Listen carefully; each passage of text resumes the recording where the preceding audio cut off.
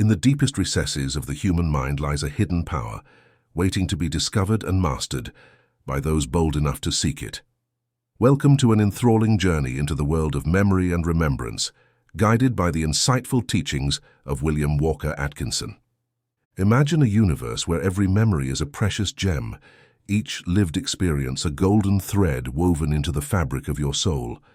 In this text, we will reveal ancient secrets that will transform your ability to remember into a near supernatural skill. From the time-honored techniques of mnemonic masters to the cutting-edge strategies of cognitive neuroscience, each chapter will unlock the door to mastering memory. You will learn to build mental palaces where every detail is preserved, associate ideas with vivid images that never fade, and navigate the labyrinth of your mind with the confidence of retrieving any lost memory. Prepare to discover how every corner of your brain can become an infallible archive, where each name, date, or event turns into a shining pearl. The power of memory is within reach, ready to be unleashed to transform your daily life into an adventure of clear and vivid recollections. Embark on this transformative journey and see how your memories become the golden key that opens doors to profound knowledge and a mind as sharp as the edge of a sword. Welcome to The Power of Memory by William Walker Atkinson, where the past becomes present and forgetfulness fades before the brilliant light of regained knowledge. Chapter 1. Memory and its Importance. It takes little argument to convince the average thinking person of the crucial importance of memory. However, few people truly realize how essential the mental function related to retaining mental impressions is.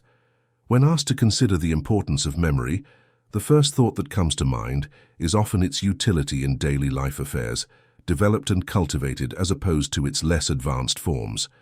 In short, memory is generally thought of as having a good memory versus a poor memory.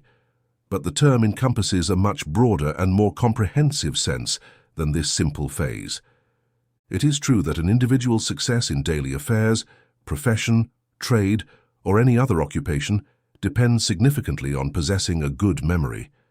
Its value in any life path is largely determined by the degree of development of one's memory. The ability to recall faces, names, facts, events, circumstances, and other elements related to one's daily work is the measure of one's ability to accomplish tasks. In social relations, a well-furnished memory of available facts makes its holder a valuable member of society. In higher intellectual activities, memory is an indispensable aid for an individual to gather the pieces of knowledge they have acquired and examine them in light of their cognitive faculties. As Alexander Smith said, "A man's true possession is his memory. He is rich in nothing else, he is poor in nothing else." Richard likewise stated that, "Memory is the only paradise from which we cannot be expelled. Let us devote ourselves solely to memory, and we will lose nothing with death." On the other hand, Bacon claimed that all knowledge is but remembrance, while Emerson described memory as a primary and fundamental faculty without which no other can function, the cement, the bitumen, the matrix in which other faculties are embedded. Without it, all life and thought would be an incoherent succession. Burke emphasized that no faculty of the mind can exert its energy unless memory is stocked with ideas to be contemplated in turn. Vauvenargues proclaimed that memory is the cabinet of imagination, the treasure of reason, the recording of consciousness, and the council chamber of thought. Kant declared that memory was the most wonderful faculty. And Kai, one of the leading authorities on the subject, stated, "Unless the mind has the power to retain and recall its past experiences, it could acquire no form of knowledge. If every sensation, thought, or emotion vanished completely from the mind as soon as it is no longer present, it would be as though they had never existed, and they could not be recognized or named upon their return. Such a person would not only be without past knowledge, but also without purpose, goal, or plan for the future, as these imply knowledge and require memory. Even voluntary movement or movement with a purpose could not exist without memory, as memory is involved in every goal, not only in the learning of the scholar, but also in the inspiration of the poet, the genius of the painter, the heroism of the warrior. Everything depends on memory. In fact, Even self-consciousness could not exist without memory, as every act of consciousness involves a change from a past state to a present state, and if the past state vanished as soon as it has passed, there could be no consciousness of the change. Thus, it can be said that memory is involved in every conscious existence, being a characteristic of every conscious being. In the construction of character and individuality, memory plays a crucial role, as the strength of impressions received and the firmness with which they are retained depend on the fiber of character and individuality. Our experiences are indeed the rungs for reaching greater accomplishments, and at the same time are guides and protectors from danger. If memory does not function well in this regard, we spare ourselves the pain of repeating past mistakes. Furthermore, we can benefit by recalling and thus avoiding the mistakes of others. As Beatty says, when memory is preternaturally defective, experience and knowledge will be deficient in proportion. Consequently, reckless conduct and absurd opinions are the necessary consequence.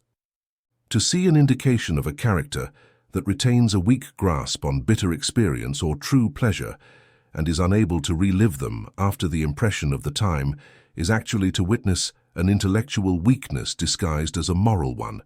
Constantly having an accurate assessment of things that affect us in relation to reality is a valuable condition for our will to be always precisely directed towards our happiness. The fully educated person in this sense is one who can at all times maintain an accurate estimation of what he has enjoyed or suffered from each object that has affected him, and in the event of an encounter can present to the enemy a front as strong as if he were under the authentic impression. A complete and precise memory of pleasure or pain is the intellectual basis of both prudence concerning oneself and sympathy concerning others. Thus we see that the development of memory is much more than the development of a single mental faculty. It is the development of our entire mental being, the development of our self.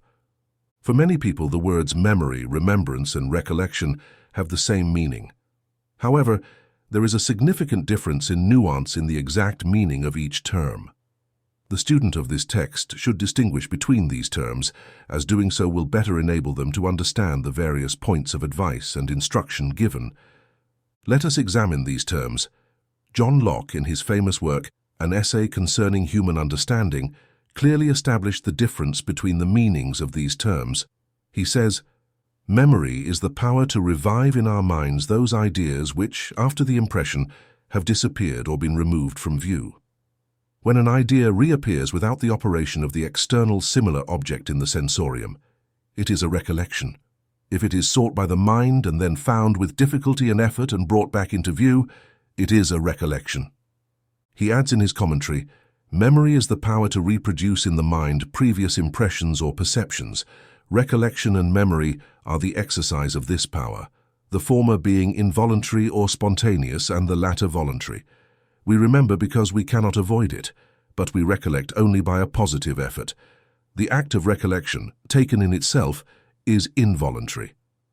In other words, when the mind recalls without having tried to remember, it acts spontaneously. Therefore, one can say, in the strict and contrasted sense of the two terms, that we remember by chance, but also by intention. And if the effort is successful, what is reproduced becomes, through that very effort, more deeply rooted in the mind than before. However, modern psychology makes a slightly different distinction from the one previously presented by Locke.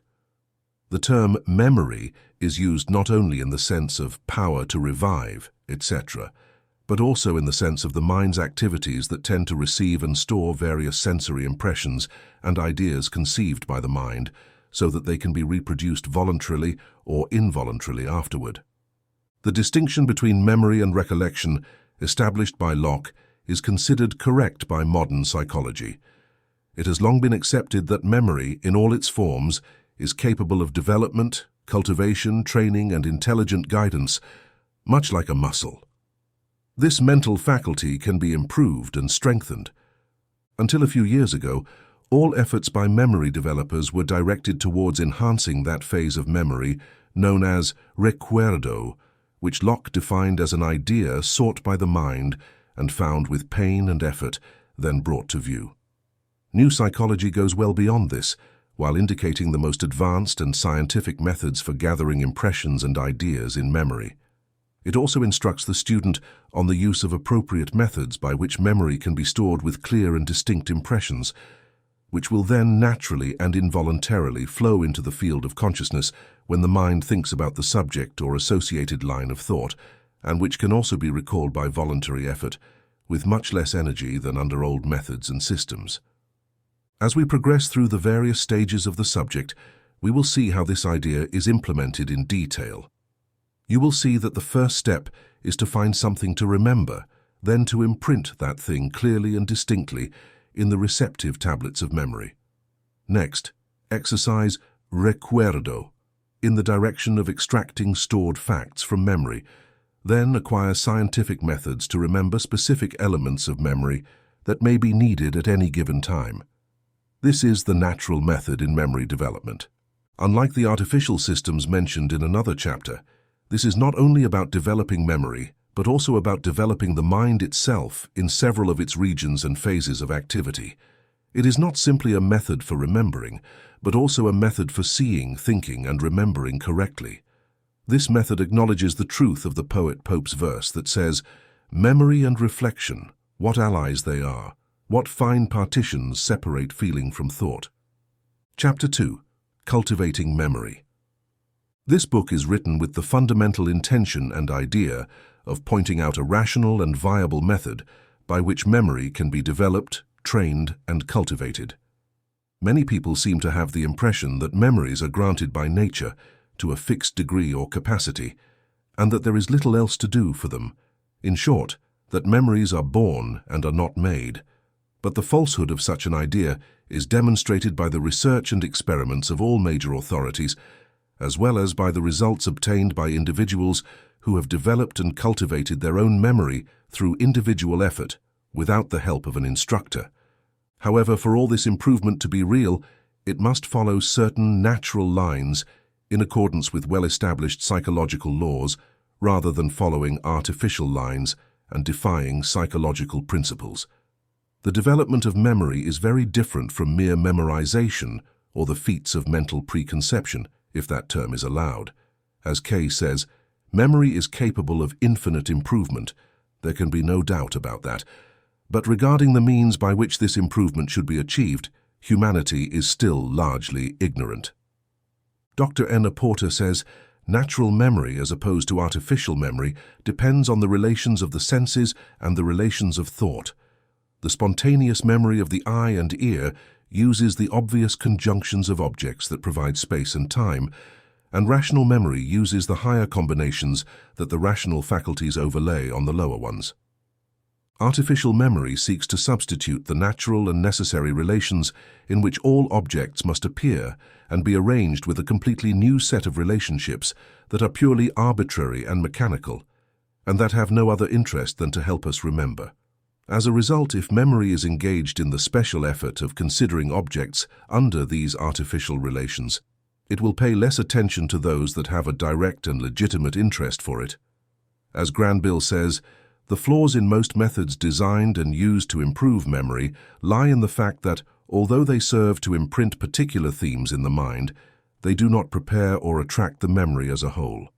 Fuller also says, certainly a memory art can be more destructive to natural memory than glasses are to the eyes. These opinions from leading authorities could be multiplied indefinitely. The consensus of the best opinion is definitively against artificial systems and in favor of natural systems. Natural systems for cultivating memory are based on the fundamental concept also expressed by Bettis centuries ago when he said, "The extension of memory depends first on the daily use we make of it, secondly on the intensity with which we consider the objects we want to imprint in it, and thirdly on the order in which we place our ideas." Thus, here is the list of the 3 essential elements in memory cultivation. 1. Use and exercise, review and practice. 2. Attention and interest. 3. Intelligent association. You will see that in the various chapters of this text that deal with different phases of memory, we emphasize first and always the importance of using and employing memory, as well as how it is used, exercised, practiced, and reviewed. Like any other mental faculty or physical function, memory will tend to atrophy with disuse and will strengthen, enlarge, and develop through rational exercise and use within the limits of moderation. A muscle develops through exercise, and any special faculty of the mind forms through training. Similarly, if one wishes to develop memory, the same method should be followed. In the case of memory, the laws of nature are constant, and they present a close analogy with each other. You will also notice the importance we place on the use of attention, accompanied by interest. Through attention, we acquire impressions that are archived in the mental file of memory, and the degree of attention regulates the depth, clarity, and strength of the impression. Without a good recording, one cannot hope for good reproduction. A poor recording in a phonograph leads to poor reproduction, and this rule also applies to memory. You will also notice that we explain the laws of association and the principles governing the subject, as well as the methods by which appropriate associations can be made. Each association made to an idea or impression serves as a cross-reference point in the index, by which the thing is retrieved by memory when needed.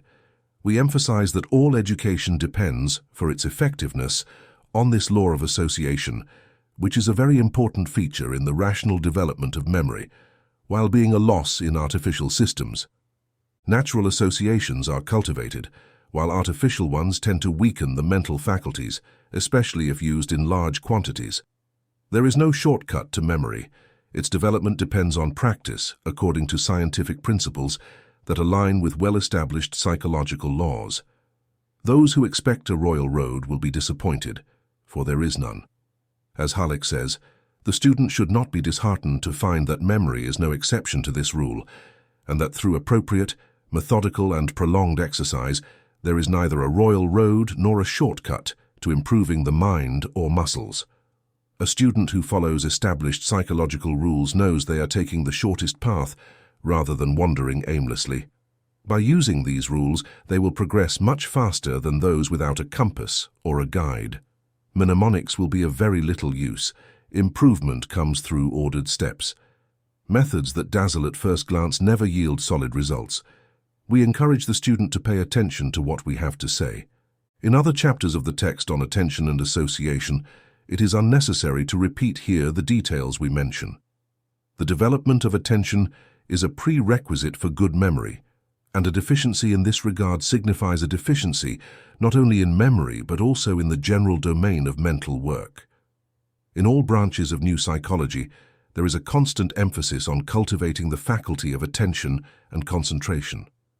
Alex states that confused perception is the cause of many poor memories. If perception is clear, the first step is taken towards ensuring good memory. If the initial impression is vivid, its effect on the brain cells is more lasting. Everyone should exercise their power of visualization. This will affect perception and make it clearer. Visualization will also create a habit in the brain of remembering things in a pictorial and therefore more precise way. The subject of association must also receive the attention it deserves, as it is through association that records stored in memory can be retrieved or collected. As Blackie says, nothing helps the mind as much as order and classification.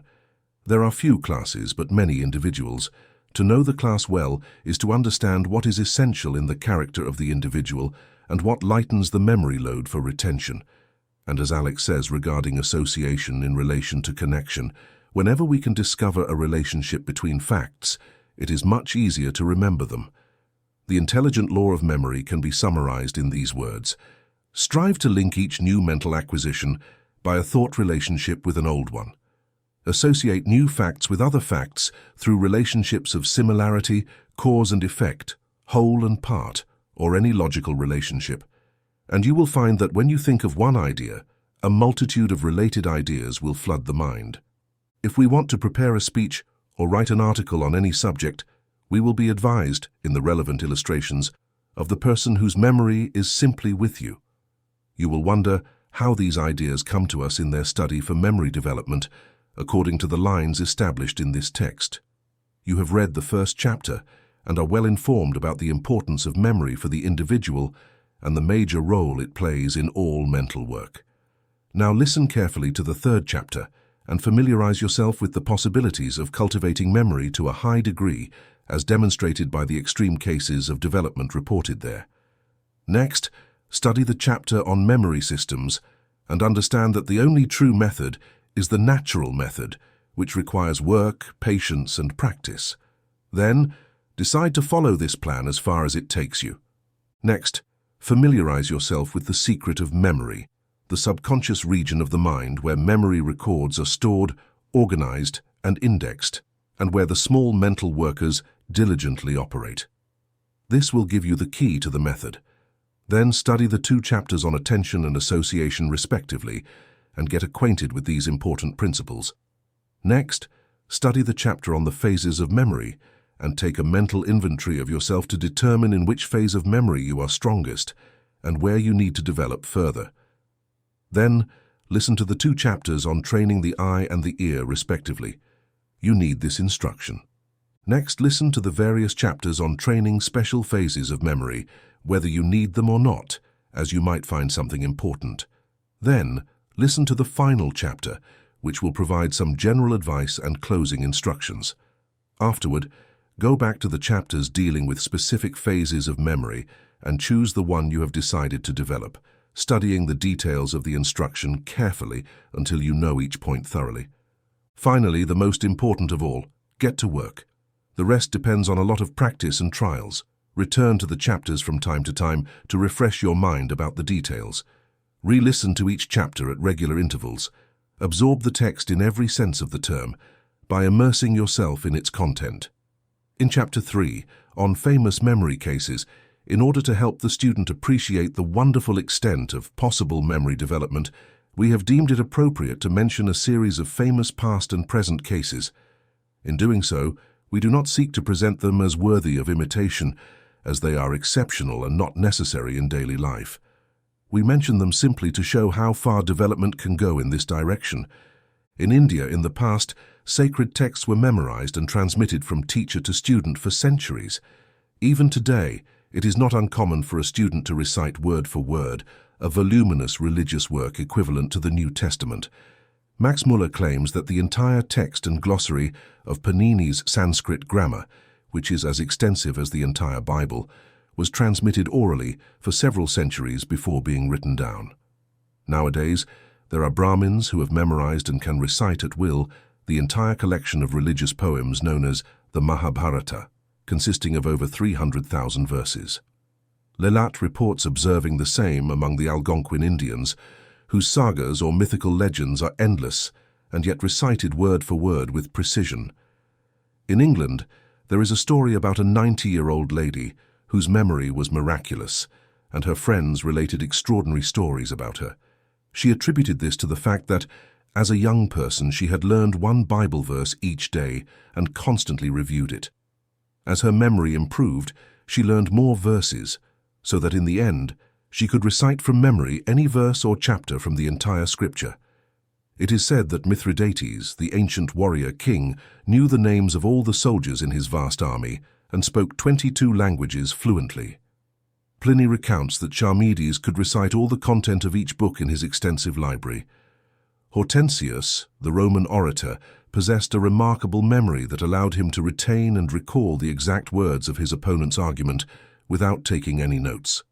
For a bet, he attended a large auction that lasted all day, and then noted in the correct order each item sold, the name of the buyer, and the price.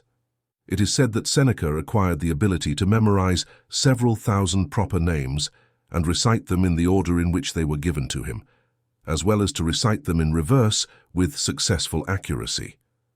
He also succeeded in listening to several hundred people, each giving him a verse to memorize sequentially, and then to repeat it word for word in the exact order it was given to him, and then to reverse the process with complete success. Eusebius claims that it was through Ezra's memory that the Hebrew scriptures were saved for the world, because when the Chaldeans destroyed the manuscripts, Ezra was able to recite them word for word, and then the scribes reproduced them. Muslim scholars are able to recite the entire text of the Quran letter by letter.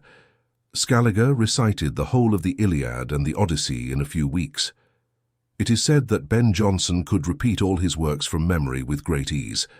Vulgaris could recite Horace's odes from memory. Pascal could recite the entire Bible from cover to cover, as well as remember any paragraph, verse, line, or chapter. Andor only needed to read a book once to remember it years later if necessary. Byron could recite all his poems. Buffon could repeat his works from memory from start to finish. Bryant had the same ability to repeat his own works. Bishop Sanderson could repeat most of Juvenal's works and all of those of Tully and Horace. Pedosova, a Russian peasant woman, could recite over 25,000 poems, folk songs, legends, fairy tales, war stories, etc. when she was over 70 years old. The famous Bing Alec, an elderly Scottish beggar, could recite any Bible verse on demand, as well as the entire content of all chapters and books. A few years ago, newspapers reported on a man named Clark, living in New York, who was said to have been able to accurately provide the electoral vote of every state in the Union since the first election. He could provide the population of every city, regardless of its size, worldwide, both present and past, as long as there was a record. He could quote Shakespeare for hours from any point in any work. He could recite the complete text of the Iliad in ancient Greek. The historical case of the nameless Dutchman is famous among memory researchers. It is said that this man could read an entire newspaper, including advertisements, and then repeat its content word for word from beginning to end. On one occasion, he reportedly earned praise by reciting the newspaper content in reverse, starting from the last word and ending with the first. It is said that Lyon, the English actor, accomplished this feat using a large London newspaper, including market quotations, parliamentary debate reports, railway schedules and advertisements. A London waiter was said to have performed a similar feat in a bet, memorizing and correctly repeating the content of an 8-page newspaper. One of the most remarkable cases of extraordinary memory known in history is that of the child Christian Meineken, who, at under 4 years old, could repeat the entire Bible, 200 characters, 5,000 Latin words, as well as a great deal of ecclesiastical history, dogmatic theology, arguments, and an encyclopedic amount of theological literature. It is said he practically memorized everything he was read. His case was unusual, and he died young. It is said that John Stuart Mill acquired a good knowledge of Greek by the age of 3, and that by 8 he had memorized Gibson and other historians. Shortly after, he mastered and memorized Herodotus, Xenophon, some dialogues of Socrates, and 6 dialogues of Plato. It is said that Richard Pawson memorized the entire text of Homer, Horace, Cicero, Virgil, Livius, Shakespeare, Milton, and Gibbon. Supposedly, he was able to memorize any ordinary novel in a single careful reading, and several times performed the feat of memorizing the entire content of an English monthly magazine. Rossi was able to repeat 100 lines from any of the 4 great Italian poets, provided that a line was given to him at random from their works.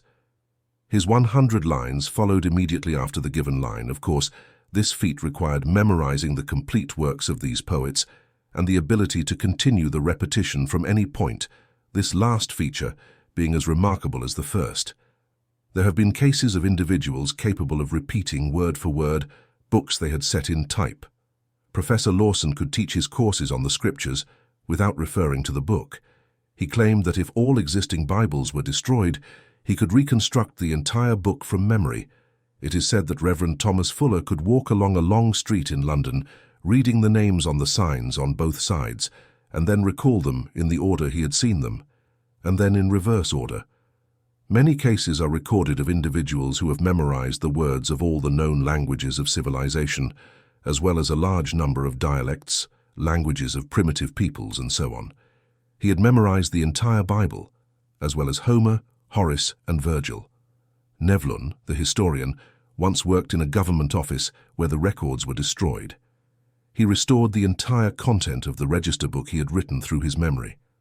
Asa Gray knew the names of 10,000 plants, Milton had a vocabulary of 20,000 words, and Shakespeare had 25,000. It is said that Cuvier and Agassiz had memorized lists of several thousand species and varieties of animals. It is said that Magliabechi, the librarian of Florence, knew the location of all the volumes in the great library for which he was responsible, as well as the complete list of works of certain lineages in all other great libraries. He once claimed that he was able to repeat the titles of over 500,000 books in many languages and on many subjects. In almost every field of life, there are individuals with wonderfully developed memories according to their particular occupation. Librarians possess this faculty to an unusual extent, just as workers specialized in the finest manufacturing lines exhibit a wonderful memory for the small parts of manufactured items and so on. Bank employees have a remarkable memory for names and faces. Some lawyers are able to remember cases cited by authorities years after reading them. Perhaps the most common, yet most remarkable cases of memorization in everyday work are found in theatrical professions.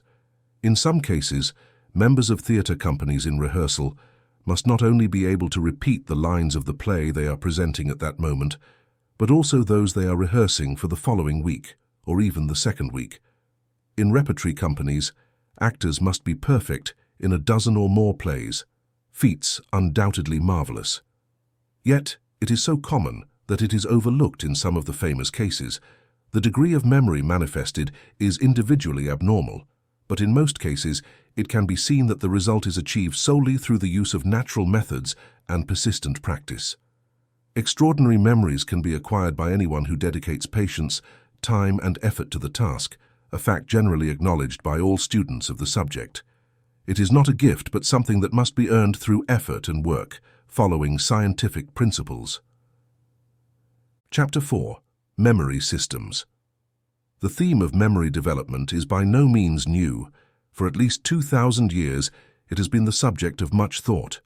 Many books have been written on the subject, and many systems or methods have been invented, all aimed at the artificial training of memory. Instead of seeking to develop memory through scientific training, rational practice, and exercise according to natural guidelines, the idea seems to persist that natural methods can be improved, and that a plan can be devised using some trick to teach memory to deliver its hidden treasures. The law of association has been used in most of these systems to a ridiculous extent. Extravagant systems, entirely artificial in their character and nature, have been constructed, the use of which is largely calculated to train a reduction in the natural powers of memory and recollection, just as with natural aids where the physical system always finds a reduction in natural powers. Nature prefers to do its own work without assistance.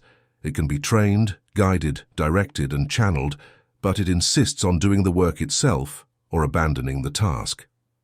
The principle of association is important and is part of natural memory training. It should also be used as such. However, when used in many of these artificial systems, the result is the creation of a complex and unnatural mental mechanism that does not improve upon natural methods, just as a wooden leg is not an improvement over the original limb. There are many points in some of these systems that can be advantageously used in natural memory training by separating them from their fanciful rules and complex arrangements. We ask you to review with us the list of principal systems so that you can discard the unnecessary material by recognizing it as such, selecting what is valuable for your own use. The ancient Greeks were fond of memory systems. Simonides, the Greek poet who lived around 500 BC, was one of the early authorities, and his work influenced almost all memory systems that have emerged since then. There is a romantic story associated with the founding of his system. It is said that the poet was present at a grand banquet attended by some of the most important men of the time. He was called away on a message from home and left before the meal was finished. Shortly after his departure, the ceiling of the banquet hall collapsed on the guests, killing everyone present in the room and mutilating their bodies so terribly that their friends could no longer recognize them. Simonides, who had a highly developed memory for places and positions, was able to recall the exact order in which each guest had been seated, thus helping to identify the remains. This fact impressed him so much that he developed a memory system based on the idea of position, which became very popular in Greece and was highly recommended by leading writers of the time. Simonides' system was based on the idea of position and was known as the method of loci, or topographical system. His students were taught to mentally imagine a large building divided into sections, then into rooms, halls, and so on. When they wanted to remember something, they would visualize themselves occupying a space or place in this building. The grouping was done according to association and similarity. When they wanted to recall things to mind, all they had to do was visualize the mental building and then make an imaginary journey from room to room, recalling the different items as they had been placed. The Greeks greatly valued this plan, and many variations were employed. Cicero stated, "Those who wish to improve their memory must fix certain places, and, for the things they wish to retain in memory, must conceive symbols in their minds and place them, so to speak, in these places. Thus, the order of the places would retain the order of the things, and the symbols of the things would note the things themselves, so that we should use the places as wax tablets and the symbols as letters." Quintilian advises students to fix in their minds places of the greatest possible extent, diversified by a considerable variety, like a large house divided into many rooms. Anything notable within it is carefully impressed on the mind, so that the thought can traverse each part of it without hesitation or delay. We should have imagined or selected places and images or symbols that we can invent at our pleasure. These symbols are marks by which we can distinguish the details we need to extract from memory.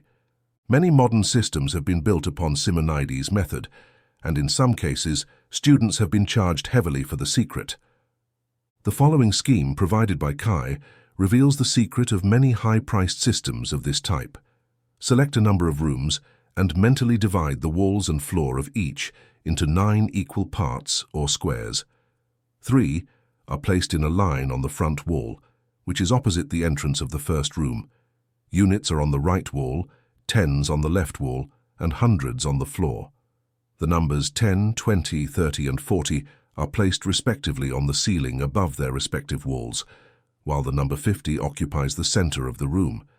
Thus, each room has 50 places, and with 10 rooms, there are a total of 500.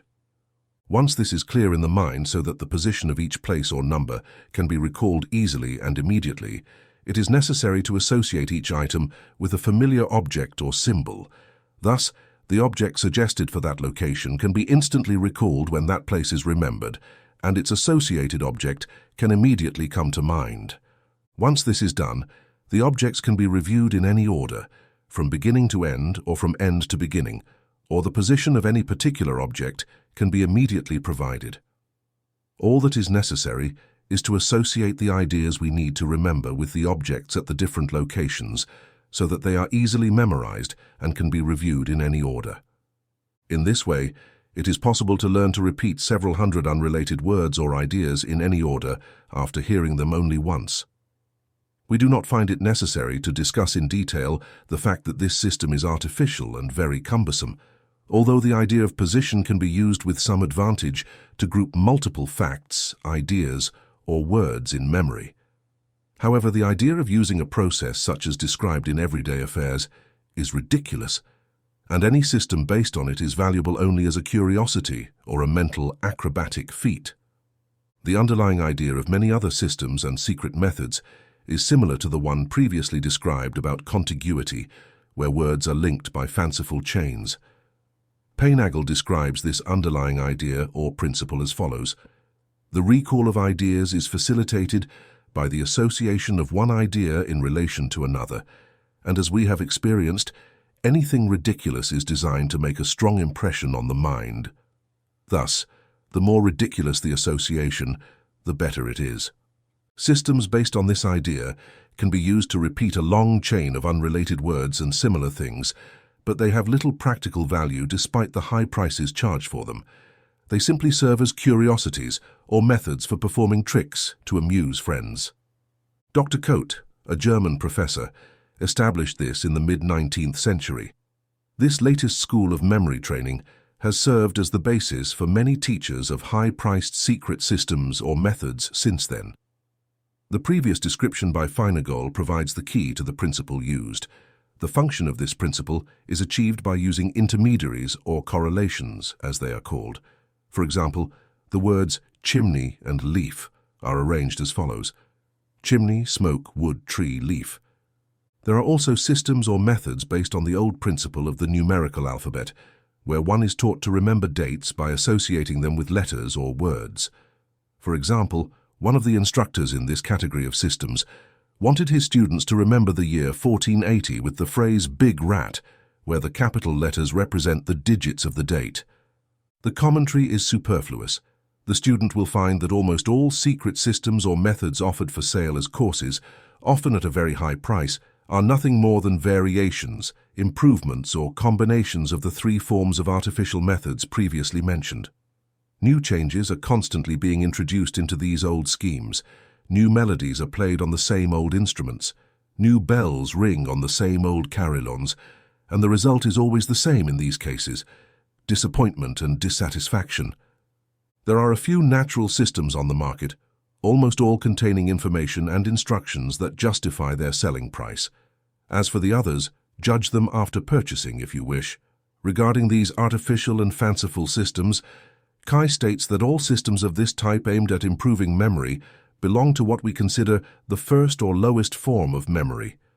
For the most part, they rely on superficial or so numerous associations that they have little basis in nature, and thus have limited practical utility. They also do not tend to improve or strengthen memory as a whole. Bacon asserts that these systems are barren and useless, adding that immediately repeating a multitude of names or words once they have been previously repeated is no more commendable than rope dancing, archaic poses, and feats of activity. In fact, they are almost the same, being both abuses of mental faculties just as the other is of bodily faculties. Although they may evoke admiration, they cannot be highly esteemed. And as another authority has said, mnemonic systems as they are taught are no better than useful crutches for those who cannot walk, but obstacles and hindrances for those who have the use of their limbs and only need to exercise them properly to make full use of them. This work will not attempt to teach any of these trick systems that the student might perform to entertain friends. Rather, it aims solely to develop the ability to receive impressions, record them in memory, and reproduce them easily at will, naturally and simply at any time. The lines of natural mental action will be followed at all times. The aim of this work is not to teach how to perform memory feats, but to instruct in the intelligent and practical use of memory in the affairs of daily life and work. Chapter 5. The Subconscious Archive. Ancient writers on the subject used to regard memory as a distinct faculty of the mind, but this idea has faded with the advancement of knowledge, leading to the acceptance of the conception now known as new psychology. This new conception recognizes the existence of a vast region outside of conscious awareness of the mind, a phase known as the subconscious or subconscious field of mental activities. In this realm of the mind resides the activity of memory. A careful consideration of the system brings certainty that all the work of memory is accomplished in this subconscious region of the mind, and it is only when the subconscious recording is represented in the conscious field that recall or reminiscence occurs. The memorized idea or impression emerges from the subconscious region. Understanding this fact simplifies the entire subject of memory and allows us to refine the plans and methods through which memory can be developed, improved, and trained while directing subconscious activities through the use of conscious faculties and will. Gerin states, "Memory is a faculty not only of our conscious states, but also, and much more so, of the unconscious." Kai says, "It is impossible to understand the true nature of memory or train it properly without a clear conception of the fact that there is much in the mind of which we are unconscious. The highest form of memory, as well as all mental faculties, is unconscious.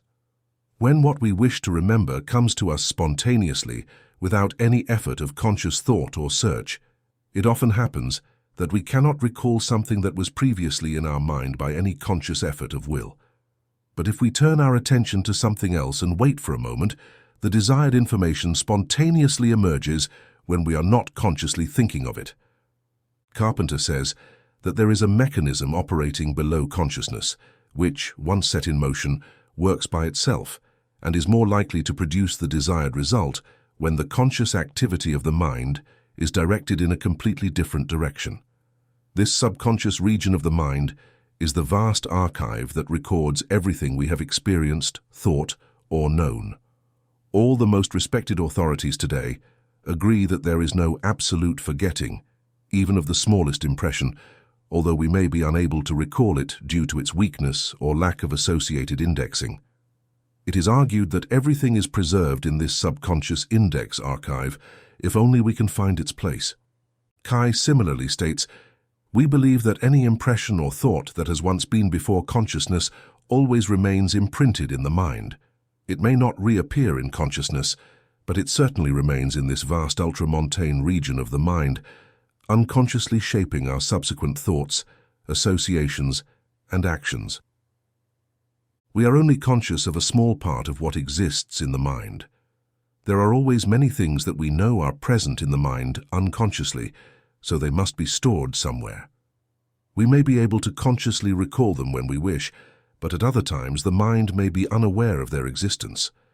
Furthermore, each person's experience tells us that there is much in our mind that we cannot always recall at will, which we can only retrieve after a laborious search, or which may elude us even after we have searched in vain at that moment, but may come back to us later when we are not thinking about it.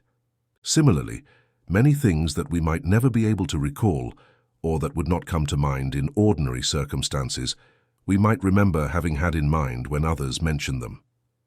In such cases, there must still be a trace in the mind before we can recognize it, as if it had already been there before. Morel says, "We have every reason to believe that mental power, once invoked, follows the analogy of everything we see in the material universe concerning its perpetuity. Every effort of the mind is a creation that can never return to nothingness. It may sleep in the depths of oblivion, just as light and heat lie dormant in the veins of coal, but it is there, ready to respond to some appropriate stimulus to emerge again from the darkness into the light of consciousness." Betty says, "What has been long forgotten is often what we have frequently tried in vain to recall. Sometimes, without any effort on our part, it suddenly comes to mind, and if I may say so, of its own accord."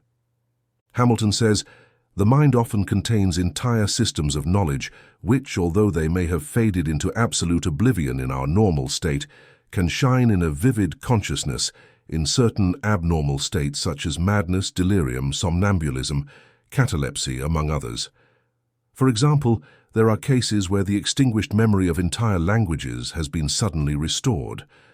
Leakey says, "It is now well established that a multitude of completely forgotten events, with no effort of will, can be revived, where mere mention of them evokes no reminiscence.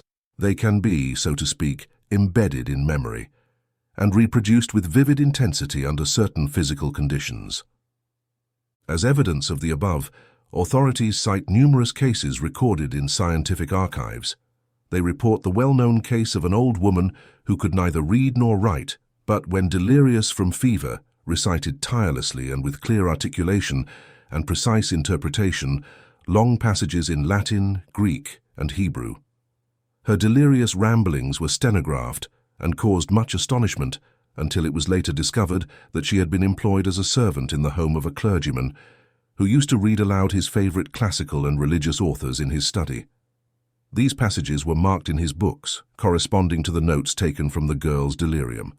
Her subconscious memory had recorded the sounds of these passages heard in her youth, of which she had no recollection in her normal state. Beaufort, describing his sensations just before being rescued from drowning, says, "Every incident of my previous life seemed to pass before my memory in a retrograde procession, not merely in the form of a schema, but as a complete tableau with every minute detail and accessory, thus forming a panoramic view of my entire existence." Kay observes, adopting the view that every thought, every impression that has once been consciously present to the mind, is always retained thereafter. This provides insight into many obscure mental phenomena, particularly leading us to the conclusion of the perfectibility of memory to an almost unlimited extent. We cannot doubt that if we could penetrate into the deepest recesses of our mental nature, we would find traces of every impression we have received, every thought we have had, and every act we have performed throughout our past life, thereby influencing the construction of our current knowledge or guiding our daily actions. And if they persist in the mind, it would be possible to recall not only most, but all of these elements into consciousness when we wish, if our memory or recall faculties were what they should be, as we have stated. This vast subconscious region of the mind, the region of memory, can be regarded as a large archive with a complex system of indexing and clerks whose job it is to file records, index them, and retrieve them as needed. The records retain only what we have imprinted on them through our attention. The degree of depth and clarity entirely depends on the level of attention we gave to the initial impression. We should never expect the memory clerks to bring forth something that was not given to them for filing. Indexing and cross-references are provided by the existing associations between different impressions. The more cross-references or associations linked to an idea, thought or impression archived in memory, the greater the chances of easily retrieving them during a search. These characteristics, attention and association, along with the role they play in memory phenomena, are detailed in other chapters of this text. These little memory clerks are a group of diligent little workers, but like all workers, they do their best work when kept active through practice. Idleness and lack of exercise make them lazy and neglectful, causing them to forget the records entrusted to them. A bit of exercise and fresh work quickly brushes the dust off their brains and eagerly drives them to their tasks. They become familiar with their work when properly exercised and soon become quite proficient. They tend to remember things themselves and, when asked for a specific record, are often accustomed to its location, so they can find it without consulting the indexes at all. However, their problems arise from weak and almost unreadable records caused by lack of attention, which they can barely decipher when they manage to find them. The lack of adequate indexing through associations causes them much trouble and extra work. Sometimes they cannot find the records at all due to this negligence. However, often after saying they could not find something, and you have left the place in frustration, they will continue their search and hours later bring you the desired idea or impression that they had found, carelessly indexed or misclassified. These chapters will be very useful to you if you keep in mind these little clerks of the memory archives and the hard work they have to do for you, much of which becomes doubly difficult due to negligence and carelessness. Treat these little workers well and they will willingly and joyfully work overtime, but they need your help and encouragement, as well as the occasional word of praise and approval. Chapter 6. Attention. As we have seen in previous chapters, before we can hope to remember or recall something, that thing must have been clearly and distinctly imprinted on the registers of our subconscious. The primary factor in recording impressions is this quality of the mind that we call attention. All leading authorities on the subject of memory recognize and teach the value of attention in the cultivation and development of memory. Tupper says, "Memory is the daughter of attention, the overflowing mother of wisdom." Lowell says, "Attention is the substance of memory, and memory is accumulated genius." Al says, "In the power of fixing attention lies the most valuable of intellectual habits." Logg says, "When the ideas that are offered are considered and, so to speak, recorded in memory, it is attention." Stewart says, "The permanence of the impression left by something in memory is proportional to the degree of attention that was originally given to it." Thomson says that the experiences most durably impressed on consciousness are those to which the most attention has been given. Betty says that the force with which something strikes the mind is generally proportional to the degree of attention it has received. Attention is the great art of memory. Inattentive people always have poor memories. Kay says that philosophers generally argue that without a certain degree of attention, no lasting impression can be made on the mind or preserved in memory. Hamilton says that it is a law of the mind that the intensity of present consciousness determines the diversity of future memory. Memory and consciousness are thus directly related. Vivid consciousness, long memory; weak consciousness, short memory; no consciousness, no memory. An act of attention, that is, an act of concentration, thus seems necessary for any exercise of consciousness, just as a certain contraction of the pupil is necessary for any exercise of vision. Thus, attention is to consciousness what pupil concentration is to sight, or what a microscope or telescope is to the bodily eye. It constitutes the better half of all intellectual power. We have quoted the above authorities at some length to impress upon your mind the importance of this subject of attention. The subconscious regions of the mind are the great repositories of mental records of internal and external impressions. Their extensive systems of archiving, recording, and indexing these records constitute what we call memory. But before this work is possible, impressions must be received, and as can be seen from the quotes we have just given, these impressions depend on the power of attention given to the things that produce them. Great attention will produce clear and deep impressions. Average attention will produce average impressions. Weak attention will produce weak impressions. And no attention will produce no record. One of the most common causes of lack of attention is lack of interest. We tend to remember things that have interested us the most because this interest demonstrates a high degree of attention. A man may have a very poor memory for many things, but when it comes to things that spark his interest, he often remembers the most minute details. What is called involuntary attention is a form of attention that follows interest, curiosity, or desire without requiring a special effort of will. What is called voluntary attention is that form of attention given to objects that are not necessarily interesting, curious, or attractive. It requires the application of will and is a mark of a developed character. All people have more or less involuntary attention, while few possess developed voluntary attention. The former is instinctive, the latter is obtained only with practice and training.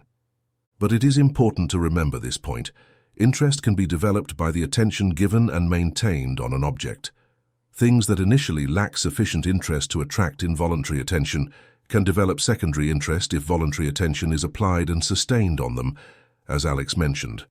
When it is said that attention does not fix on an uninteresting thing, we must not forget that anyone other than superficial and inconsistent can soon find something interesting in most objects.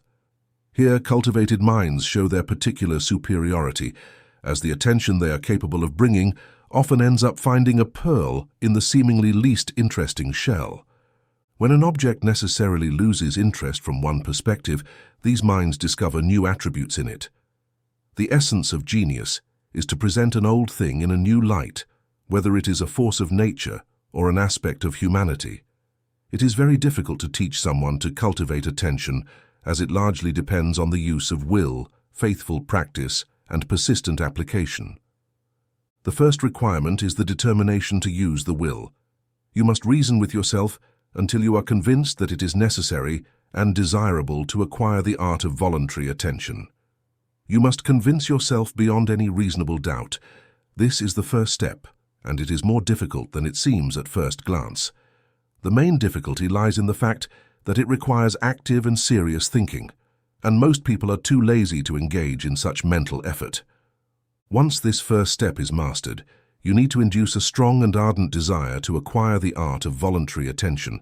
You need to learn to desire it strongly, thus inducing a state of interest and attraction where it was previously lacking. Thirdly, you must maintain your will firm and persistent in the task, in addition to practicing regularly. Start by focusing your attention on something of little interest and study its details until you are able to describe them. It will seem very tiring at first, but you must continue doing it. Don't practice too long at the start. Rest and try again later. Soon you will find that it becomes easier, and a new interest in the task begins to manifest. Examine this book as an exercise. Learn how many pages it has, how many chapters, how many pages each chapter has, the details of the printing and binding, all the little things it contains, so that you can give another person a complete account of the minor details of the book. This may seem uninteresting at first, and in fact, it will be. But with a bit of practice, you will develop a new interest in the small details and be amazed at the quantity of small things you will pay attention to. This plan, practiced on many things during free hours, will develop the power of attention and voluntary perception in anyone, no matter how deficient they may have been in these areas. If you can get another person to join you in this task, and each strives to outdo the other in finding details, the task will be much easier, and better work will be accomplished. Start to notice the things around you in the places you visit. in the objects present in the rooms, etc. In this way, you will start to develop the habit of noticing things, which is the first requirement for developing memory. Jalek gives excellent advice on this subject. For example, looking at a thing with intelligence is the most difficult art of all. The first rule for cultivating accurate perception is not to try to perceive the entirety of a complex object all at once. Let's take the human face as an example. A man in an important position for which he had been elected offended many people because he could not remember faces and therefore did not recognize individuals the second time he met them. His problem lay in the fact that he observed the face as a whole. When he changed his method of observation and focused attentively on the nose, mouth, eyes, chin, and hair color, he immediately found it easier to recognize people. He no longer had difficulty confusing A with B, as he remembered that A's nose shape was different or that the hair color was at least 3 shades lighter. This example shows that another rule can be formulated. Pay close attention to details. We might be asked to describe in detail the exterior of a well-known suburban house that we recently saw.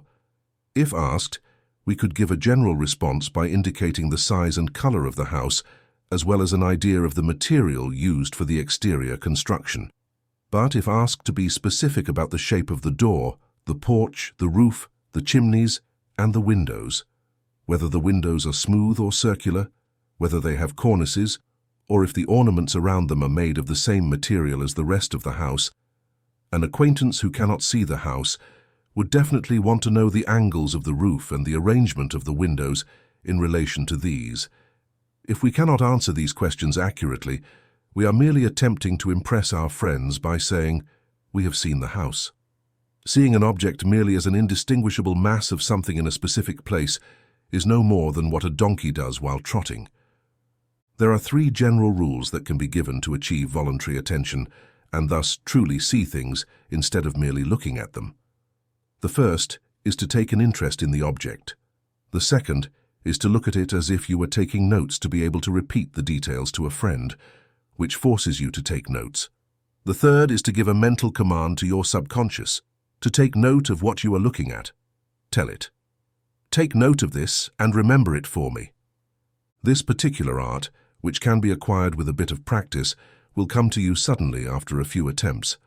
Regarding this third rule, by which the subconscious is put to work, Charles Leland says the following, although he uses it to illustrate another point, according to my understanding.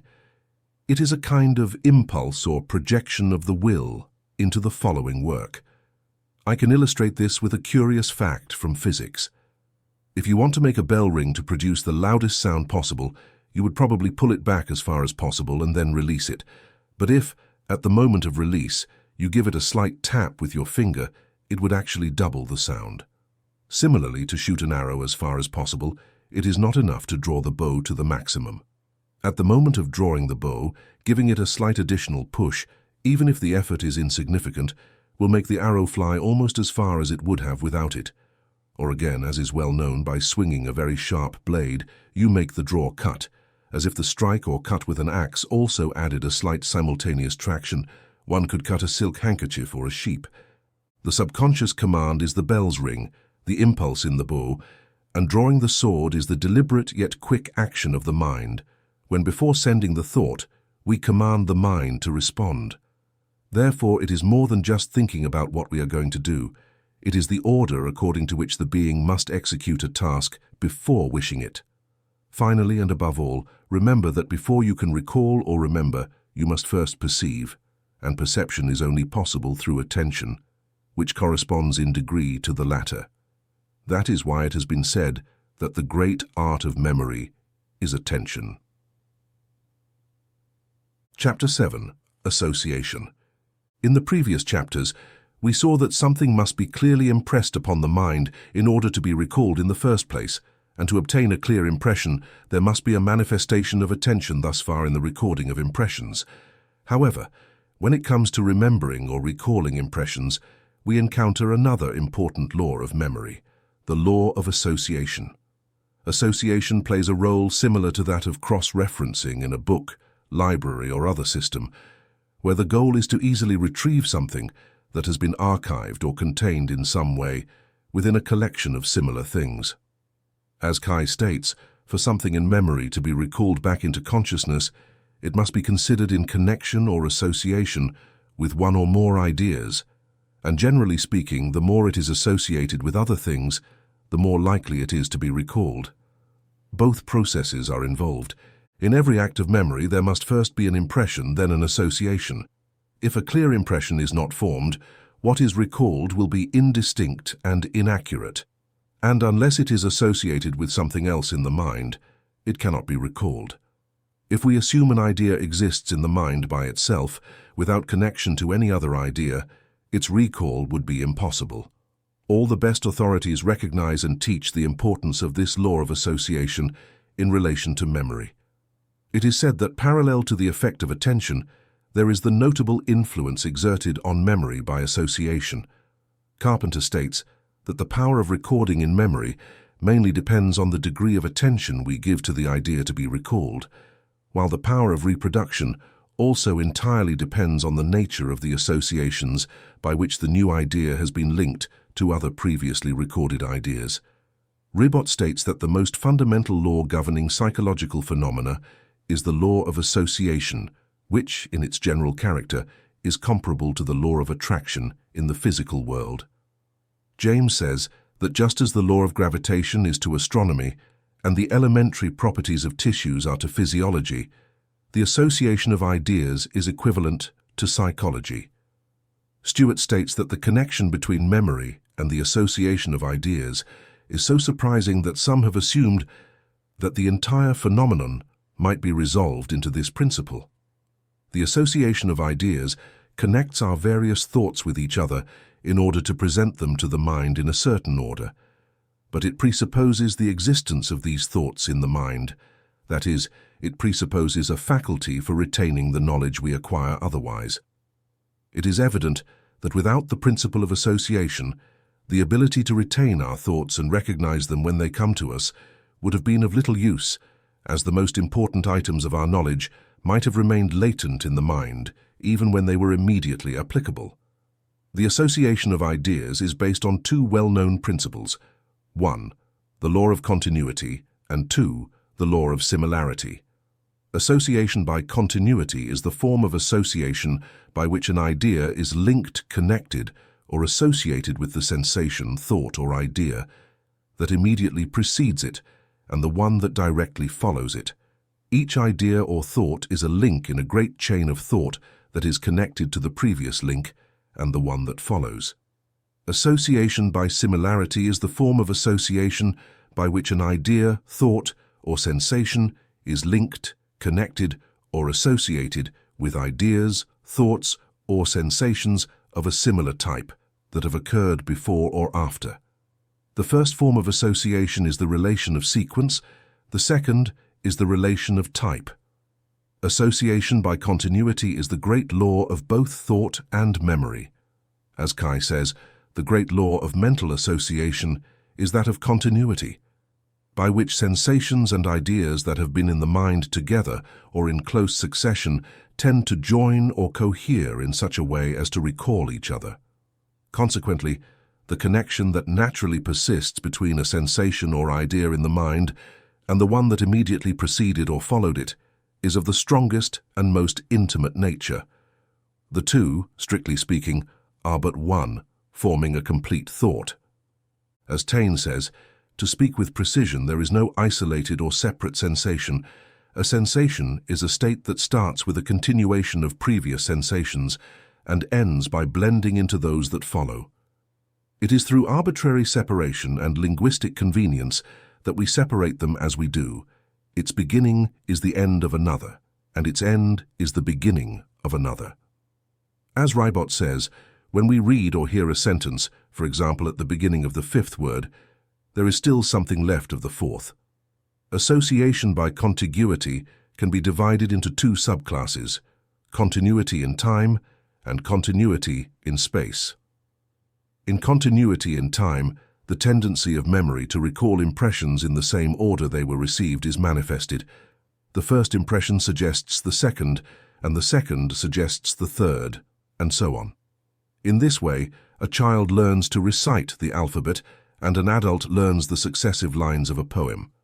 As Presley says in a poem, the end of each previous word is connected to the beginning of the next, and we can easily repeat them in this order, but we are not able to repeat them backward until they have been frequently named in that order.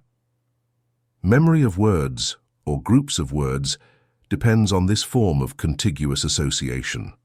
Some people can recite long poems from beginning to end with perfect ease, but are unable to repeat a particular phrase or line without working up to it from the beginning.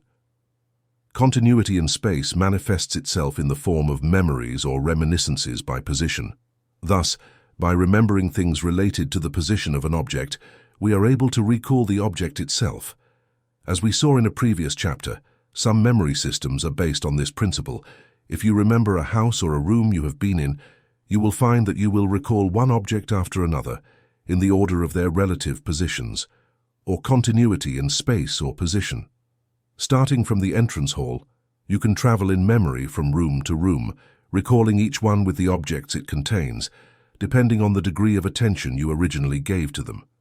Kai says about association by contiguity, it is on this principle of continuity that mnemonic systems are built. Since what we want to memorize is associated in the mind with a specific object or place, the associated ideas will arise immediately.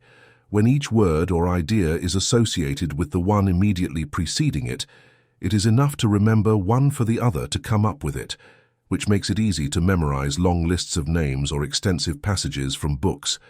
Consequently, it is crucial to correlate our impressions with those that precede and follow them. The more our impressions are linked together, the more they consolidate closely, and the easier it is to remember or recall them. We should strive to shape our impressions of things so that they are associated with other impressions in time and space. Everything associated in the mind with a particular thing serves as a memory thread. If you catch it and follow it, it leads you to the thing you want to remember. Association by similarity is the union of impressions of similar types regardless of time and place. Carpenter expresses it as follows. The law of similarity translates the general fact that any present state of consciousness tends to revive previous states that are similar to it. Rational or philosophical association occurs when a fact or statement that attracts attention is associated with a previously known fact with which it is related, or with a subject assumed to illustrate it. As Kai says, similarities can be very distant in space or time, but they converge and associate through their similarity. Thus, a circumstance of today may remind us of similar circumstances that occurred at very different times, and they will associate in the mind such that the presence of one will tend to recall the others. Abercrombie discusses this phase of association, the inclination for correct association, that is, connecting facts in the mind according to their true relationships and how they tend to illustrate each other, is one of the main ways to improve memory. In particular, this type of memory is an essential quality of a cultivated mind, that is, one that relies not on incidental connections, but on true and significant relationships, as Beatty says. The more relationships or similarities we find or can establish between objects, the more easily the sight of one will lead us to recall the rest. As Kai says, to anchor something in memory, we must associate it with something already in mind. And the more what we want to remember resembles what it is associated with, the better it will be anchored in memory, and the more easily it will be recalled. If the two are very similar, or indistinguishable from one another, then the association is of the strongest type. Memory is capable of retaining and replacing a much larger number of ideas if they are associated or ordered according to some principle of similarity, than if they are simply presented as isolated facts. It is not the multitude of ideas, but the lack of order among them that overloads the memory and weakens its powers, as Arnold says. One might say that the ignorant person has loaded his 100 hooks of knowledge with individual objects, whereas the educated person ensures that each hook supports a long chain to which thousands of related and useful things are attached. We ask each student of this text to familiarize themselves with the general idea of the operational characteristics of the law of association as presented in this chapter, for the simple reason that most of the instruction given under the title of various phases and classes of memory relies on an application of the law of association in relation to the law of attention. These fundamental principles must be clearly understood before moving on to the details of practice and exercise. It should be understood that it is not only a matter of how to use the mind and memory in certain ways, but also why it is necessary to use them in this particular manner. By understanding the reason for this, one is better able to follow the instructions. Chapter 8. Foundations of Memory. One of the first things that a memory student may notice is that there are several different phases in the manifestation of memory. That is, several general classes into which memory phenomena can be grouped. Consequently, we find some people very developed in certain phases of memory and very deficient in others. If there were only one phase or class of memory, then a person who developed their memory along a particular line would have developed it similarly along all other lines, but this is far from reality. We find people who are very skilled at remembering impressions of faces, while they find it very difficult to remember the names of the people whose faces they remember. Others may remember faces, but not names. Still others have an excellent memory for places, while others are constantly getting lost. Some remember dates, numbers, and figures in general, but are deficient in other forms of memory. Others recall stories, incidents, or anecdotes, but forget other things. Thus, each person is successively capable of having a good memory in certain phases while being deficient in others. Memory phases can be divided into two general classes, namely, 1. Memory of sensory impressions, and 2. Memory of ideas. This classification is somewhat arbitrary because sensory impressions transform into ideas, and ideas are largely composed of sensory impressions. However, generally speaking, the classification serves its purpose of grouping certain phases of memory phenomena. Memory of sensory impressions includes, of course, impressions received from the 5 senses: sight, hearing, taste, touch, and smell. However, when practically examining sensory impressions retained in memory, it is observed that most of these impressions primarily come from the senses of sight and hearing, respectively. Impressions received from taste, touch, and smell are relatively minimal, except in the case of certain experts in specific fields whose profession involves acquiring a very fine sense of taste, smell, or touch, and consequently, a refined memory of previously received impressions in these particular areas. For example, a wine taster and a tea taster, able to distinguish between different varieties of the products they handle, have developed not only a very fine sense of taste and smell, but also a remarkable memory of previously received sensory impressions. The ability to discriminate, both in memory and spatial sense, depends similarly. Likewise, a surgeon as well as an expert mechanic acquires a very fine sense of touch and a correspondingly highly developed memory of tactile impressions. However, as mentioned, most of the sensory impressions stored in our memory are those previously received through the senses of sight and hearing, respectively. Many of these sensory impressions stored in memory were received more or less involuntarily, meaning with only a slight degree of attention. They are more or less indistinct and nebulous, and are recalled with difficulty. In fact, recall generally occurs without conscious effort. According to the law of association, that is, they primarily appear when we think about something else to which we have thought and paid attention, and with which they were associated. There is a significant difference between recalling sensory impressions received in this manner and those we record by paying attention, interest, and concentration. Visual sensory impressions are by far the most numerous in our subconscious reserve. We constantly exercise our sense of sight and receive thousands of different visual impressions each hour. However, most of these impressions are only weakly recorded in memory because we pay little attention or interest to them. Yet it is remarkable that sometimes, when recalling an important event or incident, we also remember many weak visual impressions that we did not think we had recorded. To realize the important role that visual impressions play in memory phenomena, recall a particular moment or event in your life and observe how many more things seen are recalled compared to the number of things heard, tasted, or read.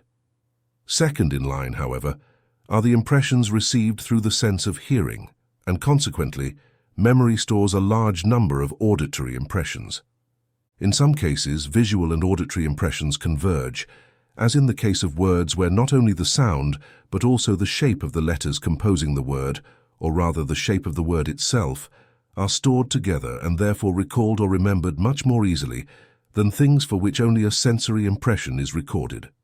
Memory experts use this fact as a means to help their students memorize words by pronouncing them aloud and then writing them down. Many people memorize names in this way, with the written impression of the word being added to the auditory impression, thereby increasing the likelihood of easy recall as more impressions are made on a thing. It is also very important to associate a weaker sensory impression with a stronger one so that the former can be remembered. For example, if you have a good visual memory and a poor auditory memory, it is beneficial to associate your auditory impressions with visual impressions. Similarly, if you have a poor visual memory and a good auditory memory, it is important to associate visual impressions with auditory impressions. In this way, the law of association we discussed is utilized. Under the subclass of visual impressions, there are smaller subdivisions of memory, such as memory of places, memory of figures, memory of shapes, memory of colors, and memory of written or printed words.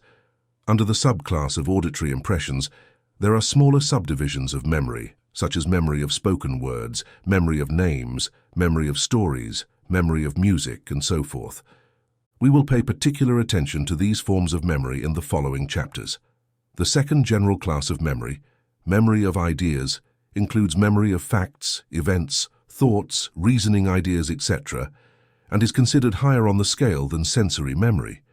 Although it is neither more necessary nor more useful for the average person, this form of memory naturally accompanies higher levels of intellectual efforts and activities. It constitutes a large part of what is called a true education, that is, an education that teaches one to think rather than merely memorize things taught in books or lectures. A mentally complete person is one who has developed their memory in all its aspects, unlike one who has only developed a single special phase of this faculty. It is true that a person's interests and daily activities tend to develop their memory according to their needs and requirements. However, it is also beneficial to give other areas of their memory field some exercise so that it does not develop unilaterally.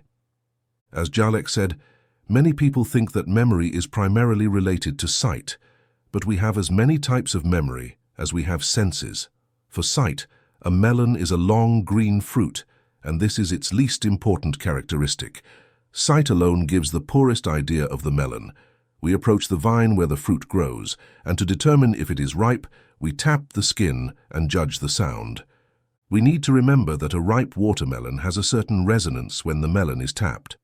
By touching the melon, we learn its tactile characteristics. By cutting it, we learn its taste and smell qualities. All this knowledge provided by different senses must merge into a refined memory image. From this, we see that there are many complex processes involved in forming an idea of a thing. Napoleon did not just hear a name, he wrote it down. And once his visual memory and hearing were satisfied, he discarded the paper. In this text, we will highlight the methods and processes designed to round out the student's memory. As a general rule, the strong phases of one's memory do not require much attention, although even in this, a bit of scientific knowledge is useful. But in the weaker phases, where one's memory is poor, one must apply new energy and activity so that these weaker areas of memory can be cultivated, fertilized, and well filled with the impressions that will yield a good harvest over time. There is no phase, field, or class of memory that cannot be highly developed through intelligent application. Of course, this requires practice, exercise, and effort, but the reward is great. Many people are handicapped because they are deficient in certain phases of memory while being competent in others. The remedy is in their hands, and we believe that in this text we have provided everyone with the means to acquire a good memory in any area or across all lines. Chapter 9. Training the Eye. Before the memory can record visual impressions, and even before the mind can remember such impressions, the eye must be used under the direction of attention. We think we see things when we look at them, but in reality, We see very little in the sense of recording clear and distinct impressions of them in the tablets of the subconscious mind. We look at them more than we see them. Kalec speaks about this idea of seeing without truly seeing. One can see an object on the retina without ensuring its perception. It requires effort to focus attention on many things the world presents to our senses. A man once asked students at a large school, all of whom had seen cows, "I would like to know how many of you know whether a cow's ears are above, below, behind, or in front of its horns." He asked only those students to raise their hands if they were sure of the answer, and promised to give $1 to charity if they were wrong. Only 2 hands were raised. Their owners had drawn cows and had therefore had to concentrate their attention on the animals. 15 students were certain they had seen cats climbing trees and coming down. There was unanimity that cats climbed head first. When asked whether cats descended head first or tail first, most were convinced that cats descended in a manner no one had ever seen.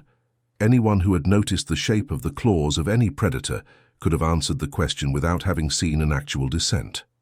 Farmers who have often seen cows and horses lie down and get up are rarely sure if the animals first rise with their front legs or their hind legs, or if the horse's habit corresponds to the cow's in this regard. The elm has a particularity in its leaves that everyone should notice the first time they see them, yet only 5% of a certain school could incorporate it into a drawing. Although it is so easy to surpass perception on paper to achieve satisfactory results, it takes willpower to focus attention. Only a small part of what falls on our senses is actually perceived. The way to train the mind to receive clear visual impressions and retain them in memory is simply to focus the will and attention on the objects of sight, striving to see them clearly and distinctly, and then practicing recalling the details of the object sometime later. It is remarkable how quickly one can improve in this area with a little practice, and the level of skill that can be achieved in this practice in a short time is also astonishing. You have surely heard the old story of Judin, the French fingerer, who developed his memory of visual impressions by following a simple plan. He began practicing by observing the number of small objects in shop windows in Paris, which he could see and remember at a glance as he quickly passed by the window. He followed the plan by noting on paper the things he saw and remembered. At first, he could only recall 2 or 3 items from the display case. Then, he began to see and remember more and more, thereby increasing his power of perception and memory every day. Eventually, he was able to see and remember nearly all the small items in a large display case after a single glance. Others found this plan excellent and greatly developed their perceptual abilities while simultaneously cultivating an astonishingly retentive memory for the objects seen. It is all a matter of use and practice. Judin's experience can be varied indefinitely with excellent results. Hindus train their children in this way by playing a game of sight. This game involves showing children a series of small objects which they observe carefully, and then these objects are removed from view. The children then try to outdo each other by writing down the names of the objects they saw. The number of objects is small at first, but increases each day until the children can perceive and remember an astonishing number. Rudyard Kipling, in his great book Kim, provides an example of this game where Kim and a young native trained in it play. Lurgan Syed presents the 2 boys with a tray filled with jewels and gems, allowing them to view it for a moment before removing it from sight. The competition then begins as follows. Under this paper there are 5 blue stones, 1 large, 1 smaller, and 3 small, Kim says hastily. There are 4 green stones, and 1 with a hole. There is a yellow stone through which I can see, and 1 that looks like a pipe stem. There are 2 red stones, and give me more time. But he had reached his limit. Then it was the young native's turn. "Listen to my account," he exclaimed. "First, there are 2 flawed sapphires, 1 2 carats, and the other 4, judging by what I can see. The 4-carat sapphire is chipped on the edge.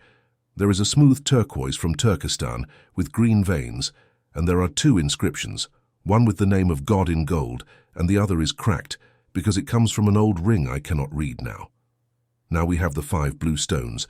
There are 4 flamed emeralds, but one is pierced in 2 places, and another is slightly cut. Its weight, says the impassive organza, in my opinion, is 354 carats. There is a piece of ancient green amber and a cheap-cut topaz from Europe. There is a flawless 1-carat Burmese ruby and a 2-carat flawed Balkan ruby. There is a carved ivory from China depicting a rat sucking an egg. And finally, there is a crystal ball as large as a bean set in gold, evoking a feeling of unease for its poor defeat and asking for the secret of his memory. The answer is to practice it several times until you do it perfectly, because it is worth it. Many teachers have followed similar plans, exposing a series of small items and training students to see and remember them, making the process increasingly difficult. A famous American teacher used to quickly draw several points on the board and then erase them before the students could count them in the usual manner. The children were encouraged to count their mental impressions, and in a short time they could correctly name the number up to 10 or more easily. They claimed to be able to see 6 or 10, depending on the case, authentically and without the conscious effort of counting them. In works dealing with crime, it is mentioned that in the famous thief schools in Europe, young thieves are trained similarly, with old scoundrels acting as masters by exposing a number of small items to the young thieves and asking them to repeat exactly what they saw. They then undergo advanced courses where the young thieves must memorize the objects in a room, house plans, etc. They are sent disguised as beggars, asking for alms to spy on the terrain for future thefts, allowing them to quickly survey houses, offices, and stores. It is said that with a single glance, they perceive the location of all doors, windows, locks, bolts, etc. Many countries have children's games where youngsters must see and remember after a glance. Italians have a game called Mora, where a boy shows a number of fingers that must be named instantly by the other boy, with failure resulting in a loss. Young Chinese have a similar game, while the Japanese have turned it into a science. A well-trained young Japanese person can remember everything in a room after a single glance. Many Orientals have developed this ability to an almost incredible degree, but the principle is the same in all cases. Practice and progressive exercise, starting with a small number of simple things and then increasing the number and complexity of objects. This ability is not as rare as one might think at first glance. Take a small business person and let him enter a competitor's store. We will see how many things he observes and remembers after a few minutes in the place. Let an actor visit a room in another theater and see how many details of the performance he observes and remembers. Let a few women visit a new neighbor and see how many things in the house they will have seen and remembered to recount in detail to their confidant friends afterward. It is the old story that attention follows interest and memory follows attention. An experienced whist player will see and remember every card played in the game and who played it. A chess or checkers player will see and remember previous moves in the game, and if an expert, will be able to connect them later. A woman doing shopping will see and remember thousands of things that a man would never have seen and even less remembered. As Juden said, for example, I can assert without fear of being wrong that a lady who sees another lady pass quickly in a car will have had time to analyze her outfit, from the hat to the shoes, and will be able to describe not only the fashion and quality of the fabrics, but also say whether the lace is real or just machine-made. I have known ladies who have done this. But remember this, for it is important. Anything that can be done in this sense through attention, inspired by interest, can be doubled by attention, directed by will. In other words, the desire to accomplish the task creates and adds an artificial interest as effective as natural feeling. And as you progress, the interest in the task or game will add new interest, enabling you to double one of the feats mentioned earlier. It is all a matter of attention, natural or induced interest, and practice. Start with a game of dominoes if you wish, and try to quickly remember the pips on one piece, then 2, then 3, gradually increasing the number. You will develop a power of perception and a memory of visual impressions that will seem almost miraculous. You will not only start remembering domino pieces, but also be able to perceive and recall thousands of small details of interest that have previously escaped you. The principle is very simple, but the results that can be achieved with practice are extraordinary. The problem for most people is that they look without seeing. They look but do not observe. The objects around them have remained outside their mental field. If you change your mental field through will and attention, You can overcome these negligent methods of seeing and observing that have been an obstacle to your success. You have blamed your memory, but the fault lies with your perception. How can memory remember if it receives no clear impressions? You have been like children in this regard. Now it is time to start taking notes, regardless of your age. The point, in short, is this. To remember things that pass before your eyes, you need to start seeing with the mind rather than with the retina. Let the impression go beyond your retina and reach your mind. If you do this, you will see that memory will do the rest. Chapter 10. Training the ear. The sense of hearing is one of the highest senses or channels through which we receive impressions from the external world. In fact, it is almost as important as the sense of sight. In the senses of taste, touch, and smell, there is direct contact between the sensitive nerve substance and the particles of the perceived object, whereas in the sense of sight and hearing, the impression is received through waves in the ether, in the case of sight, or waves in the air, in the case of hearing.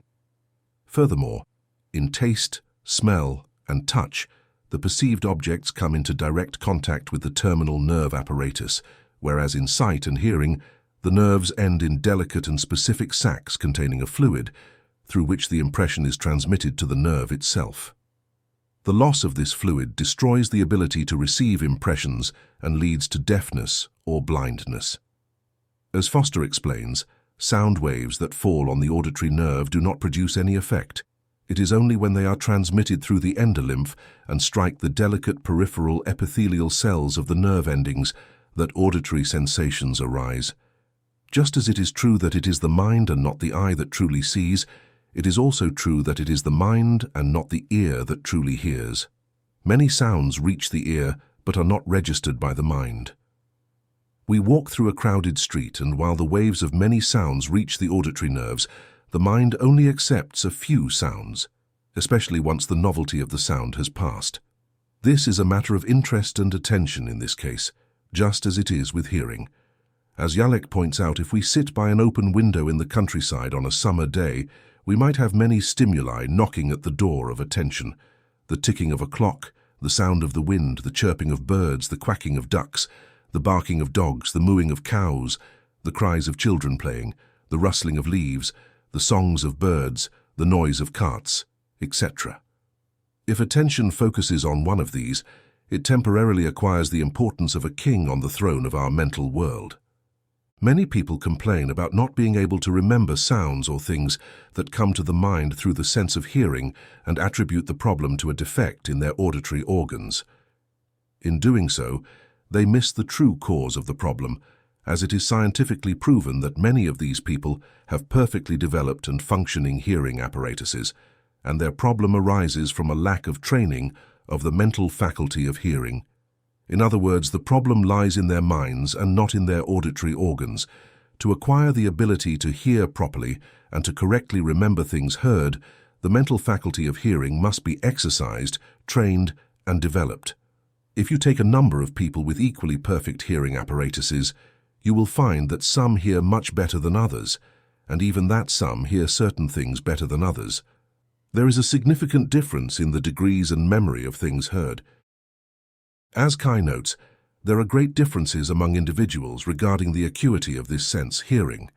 Some possess it in greater perfection in certain directions than in others. Someone with good hearing for general sounds may have little ear for musical tones, and conversely, someone with a good ear for music may be deficient in general hearing. The secret lies in the degree of interest and attention paid to the specific thing that produces the sound. Chapter 10. Training the ear. It is a fact that the mind will hear even the faintest sounds from things that spark its interest and attention, while at the same time ignoring things that do not interest it and to which attention is not directed. A sleeping mother will wake at the faintest whimper from her baby, while the loud noise of a cart in the street or even the discharge of an alarm in the neighborhood may go unnoticed. An engineer will detect the slightest difference in the hum of his engine, while he may not notice a very loud noise outside. A musician will perceive the slightest discord during a concert with many instruments and a high volume of sound reaching the ear, while other sounds may go unnoticed by him.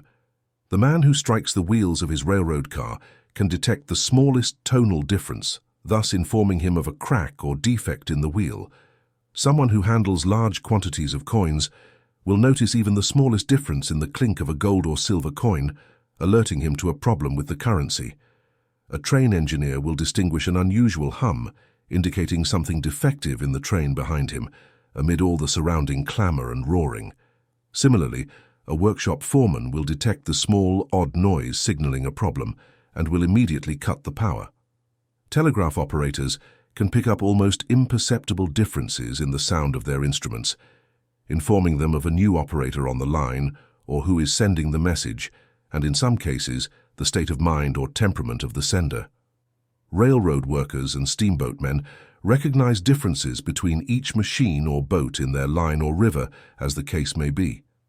An expert doctor will detect faint sounds indicating a respiratory problem or a heart murmur in patients. However, these same individuals who are capable of detecting the subtle differences in sound mentioned earlier are often known to be poor listeners for other things. But why? Simply because they only hear what interests them and to which they have directed their attention. That's the whole secret, and within this secret lies the secret of training auditory perception. It is all a matter of interest and attention. The details depend on these principles.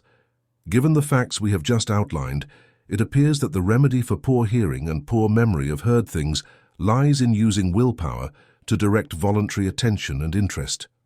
This is so true that some authorities even claim that many cases of supposed slight deafness are actually just the result of a lack of attention and concentration on the part of the person concerned. Kai says that what is commonly called deafness can often be attributed to this cause. Sounds are heard but not interpreted or recognized. They may be clearly heard when attention is paid, whereas in ordinary circumstances they would be imperceptible. People often do not hear what they are told because they are not paying attention. Harvey states that half of existing cases of deafness result from a lack of attention. There is no doubt about it. It is rare for people not to have experienced listening to someone who is boring, where the words are clearly heard, but the meaning is completely lost due to a lack of attention and interest. Kierkegaard summarizes the issue as follows. In hearing, we must distinguish between two different points: audible sensation as it develops without any intellectual interference, and the conception we form as a result of that sensation. The reason many people do not remember the things they have heard is simply because they did not listen properly. Poor listening is much more common than initially assumed. A little self-examination will reveal that you have acquired the bad habit of inattentiveness. One cannot listen to everything, of course, as that would not be advisable. But one must develop the habit of truly listening or else refrain from listening altogether. The compromise of careless listening leads to deplorable results, and is indeed the reason why so many people cannot remember what they have heard. It is all a matter of habit. People with poor memory of auditory impressions need to start listening seriously to regain the lost habit of listening properly. They must exercise voluntary attention and develop interest. The following suggestions may be helpful in this direction. Chapter 10. Training the ear. The sense of hearing is one of the highest of the senses or channels through which we receive impressions from the external world. In fact, it is almost as important as the sense of sight. In the senses of taste, touch, and smell, there is direct contact between the sensitive receptor nerve tissue and the particles of the perceived object, whereas in the sense of sight and hearing, the impression is received through waves in the ether, in the case of sight, or waves in the air, in the case of hearing. Furthermore, in taste, smell, and touch, the perceived objects come into direct contact with the terminal nerve apparatus, while in sight and hearing, the nerves end in delicate and specific sacs containing a fluid substance through which the impression is transmitted to the nerve itself. The loss of this fluid substance destroys the ability to receive impressions and leads to deafness or blindness. As Foster states, sound waves falling on the auditory nerve itself produce no effect. It is only when they are transmitted through the endolymph and strike the delicate peripheral epithelial cells of the nerve endings that sound sensations arise. Just as it is true that it is the mind and not the eye that truly sees, It is also true that it is the mind and not the ear that truly hears. Many sounds reach the ear, but are not registered by the mind. We may walk through a crowded street where the waves of many sounds reach the auditory nerves, yet the mind only accepts a few sounds, especially once the novelty of the sound has worn off. It is a matter of interest and attention in this case, just as it is with hearing.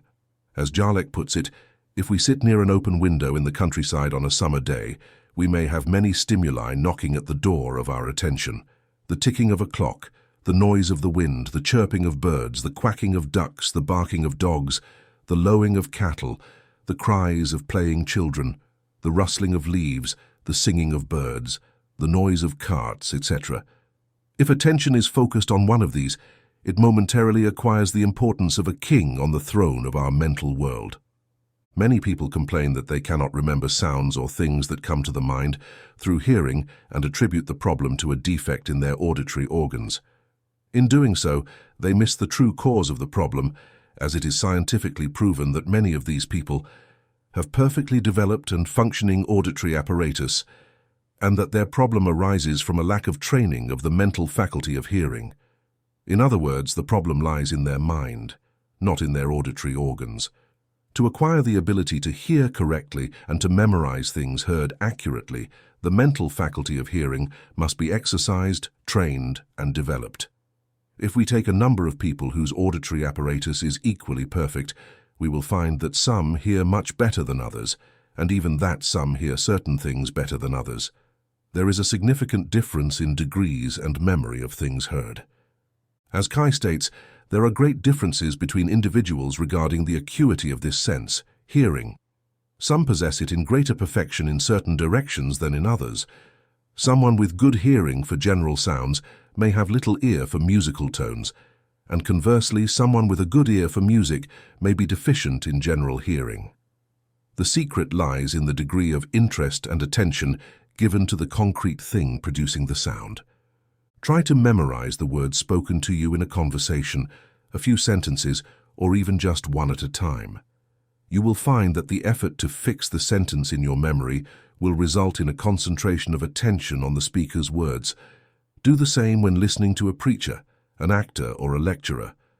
Choose the first sentence to memorize and imagine that your memory will be as malleable as wax for recording the impression and as solid as steel for retaining it. Listen to fragments of conversation that reach your ears while walking down the street and try to memorize one or two sentences as if you were going to repeat them. Later in the day, study the various tones, expressions, and inflections of the voices of the people who speak to you. This will be very interesting and useful. You will be surprised at the details this analysis will reveal. Listen to the footsteps of different people and try to distinguish them. Each has its own peculiarities. Ask someone to read you one or two lines of poetry or prose and then try to memorize them.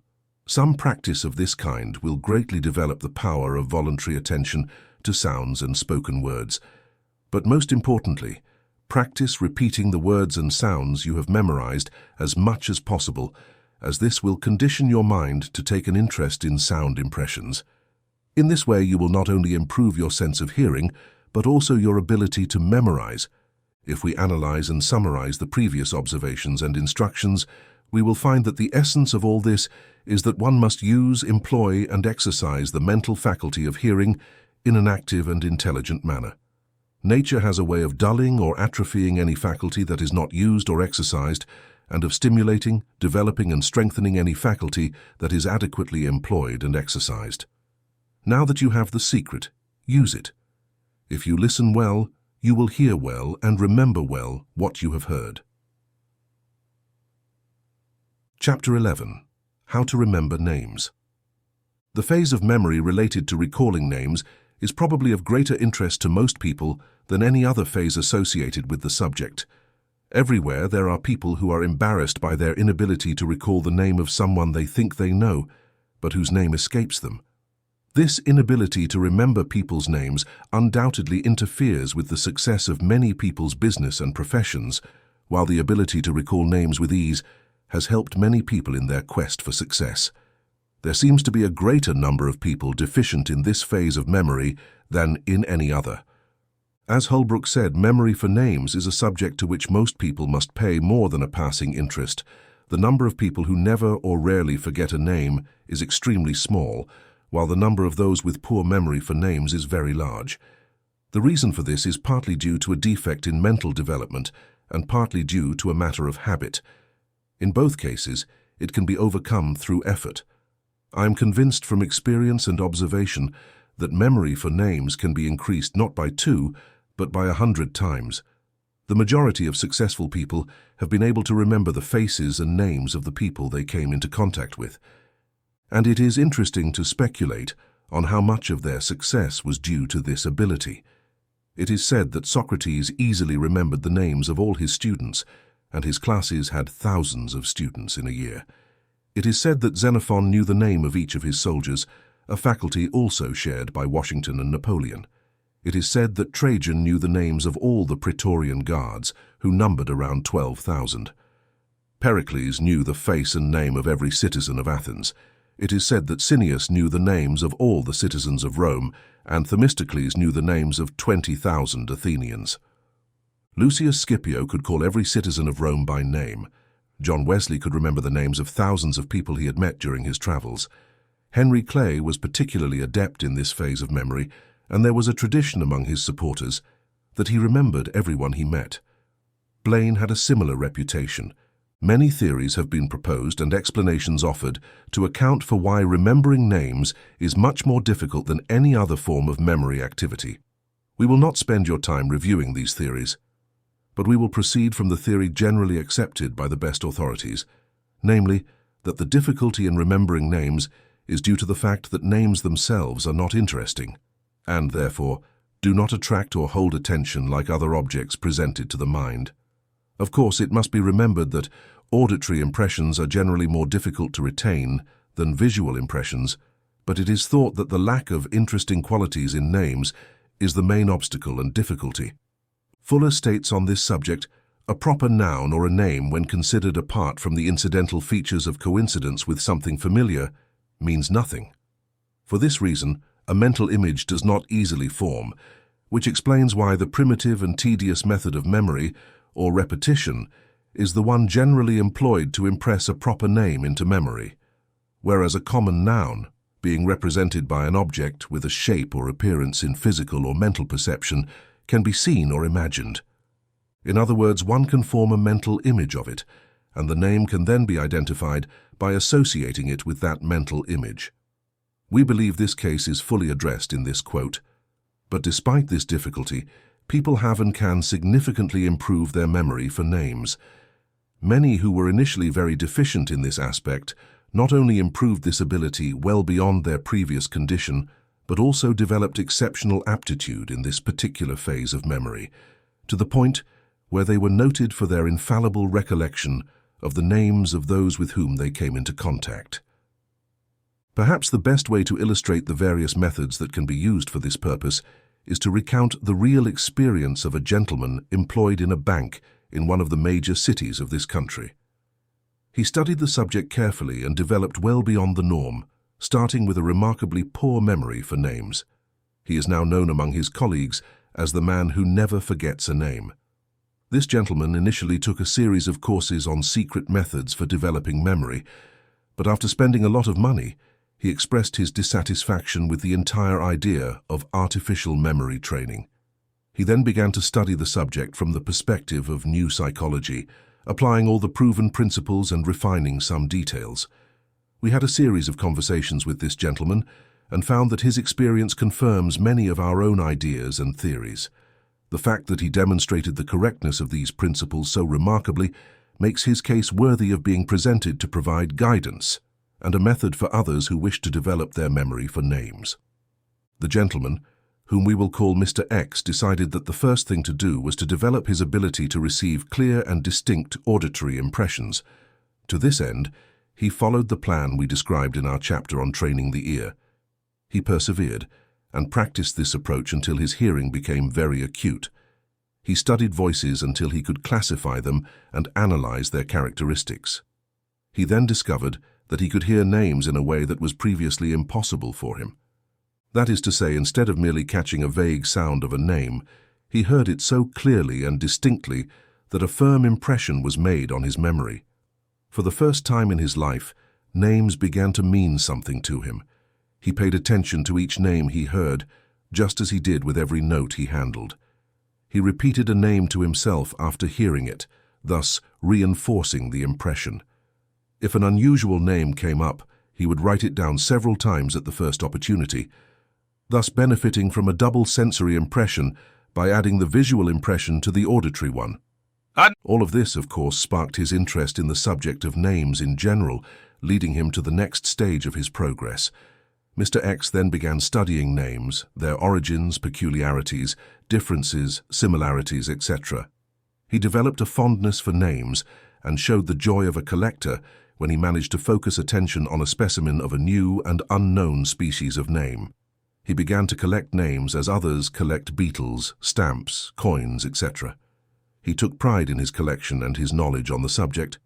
He would go to the library and read books on the origins of names, etc. He liked rare names, like Dickens.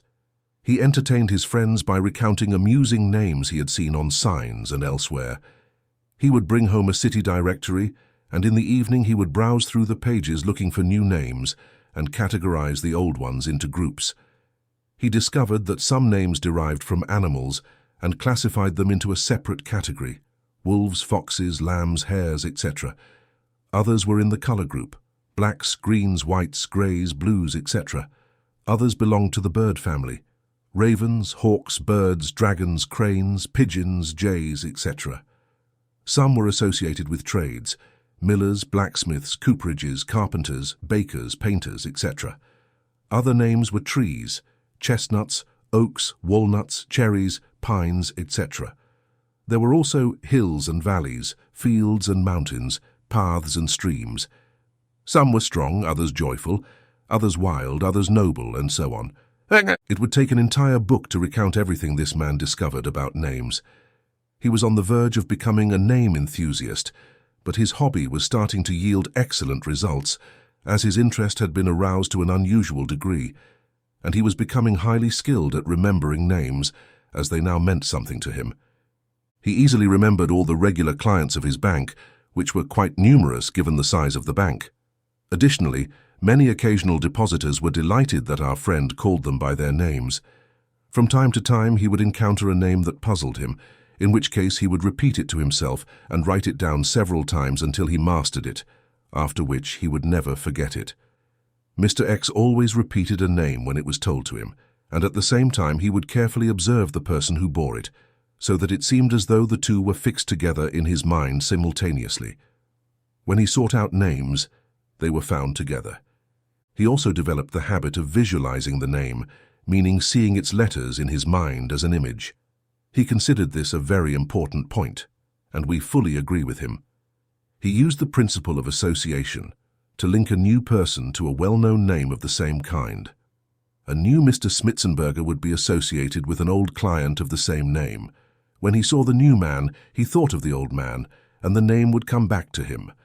However, to summarize the whole method, it can be said that the essence was to develop an interest in names in general. In this way, a subject that is initially uninteresting becomes engaging, and a person always has a good memory for things that interest them. Mr. X's case is an extreme one, and the results obtained were beyond the norm, but by following his example, one can achieve similar results with sufficient effort. Study names, start collecting them, and you will have no trouble developing a memory for them. Chapter 12. How to Remember Faces. The memory of faces is closely related to the memory of names, yet the two are not always associated. There are many people who easily remember faces but forget names, and vice versa. However, remembering faces is a necessary prerequisite for remembering people's names, because if we do not remember the face, we cannot make the necessary association with the person's name. In our chapter on the memory of names, we provided a series of examples of facial memory, highlighting the remarkable memory of famous individuals who acquired knowledge and memory of thousands of citizens in a village or city, or soldiers in an army. In this chapter, we will focus on the ability to remember people's features independently of their names. This ability is possessed by everyone, but to varying degrees. Those with a well-developed ability seem to recognize the faces of people they met years ago and associate them with the circumstances in which they last encountered them. Even when the name escapes memory, others seem to forget a face as soon as they lose sight of it, and to their chagrin and dismay, they fail to recognize the same people they met just hours earlier. Detectives, newspaper reporters, and others in contact with many people often have this ability highly developed, as it becomes a necessity of their work, with their interest and attention actively engaged. Public figures often have this ability well developed due to the demands of their lives. It is said that James Heblain never forgot the face of someone he had met and conversed with for a few moments. This ability made him very popular in political life. In this regard, he was similar to Henry Klein, who was known for his exceptional facial memory. It is said that Clay once visited a small town in Mississippi for a few hours during a campaign tour. Among the crowd surrounding him was an old man who was missing an eye. The old man stepped forward, shouting that he was sure Henry Klein would remember him, and stared at him saying, "I knew you in Kentucky many years ago, didn't I?" "Yes," replied the man. "You lost the eye since then?" asked Clay. "Yes, several years later," answered the old man. "Turn your face to the side so I can see your profile," said Clay. The man complied, and then Clay triumphantly smiled, saying, "Now I have you. You were on the jury for the Inez de Frankfurt case that I judged in the U.S. court over 20 years ago, weren't you?" "Yes, sir," replied the man. "I knew you would recognize me, and I told them you would," causing the crowd to cheer. Thus, Clay knew he was safe in that town and county. It is said that Bidog, the famous French detective, never forgot the face of a criminal he had seen only once. A famous example of his power is the case of Della French, the forger who escaped from prison and lived abroad for more than 20 years. After that time, he returned to Paris, feeling safe from being discovered, as he had become bald, lost an eye, and had a heavily mutilated nose. Furthermore, he had disguised himself and put on a beard to avoid being recognized. One day, Bidog encountered him in the street and recognized him immediately, leading to his arrest and return to prison. Cases like these could be multiplied indefinitely, but the reader will have enough understanding of people with this highly developed ability to make further illustrations unnecessary. It is similar to what is encouraged for developing other aspects, cultivating interest and paying attention. Faces in general are not often interesting unless they are analyzed and categorized. The study begins to become engaging for us. It is recommended to read a good introductory book on physiognomy for those who wish to develop the ability to remember faces, as such a book encourages the reader to notice different types of noses, ears, eyes, chins, foreheads, etc. This observation and recognition tend to spark an interest in the subject of features. A basic drawing course on faces, especially profiles, will help focus attention on the face and stimulate interest. If you are asked to draw a nose, especially from memory, you will be able to give it your interested attention. The question of interest is crucial. If you were told that if you could recognize a name the next time you saw it, you would receive $500, you would be very willing to study its face carefully to recognize it later. On the other hand, if the same man simply introduced himself as Mr. Jones, he would not evoke any interest, and the chances of recognition would be slim. Jalek says that every time we enter a car, we see different types of people, and there is much to notice about each one. Each human face shows its past history. Who knows? Successful players often become so skilled at noticing even the slightest change in facial expression in an opponent that they assess the strength of their hand by the involuntary signals appearing on their face, often confirmed as they appear. All classes can be assessed this way.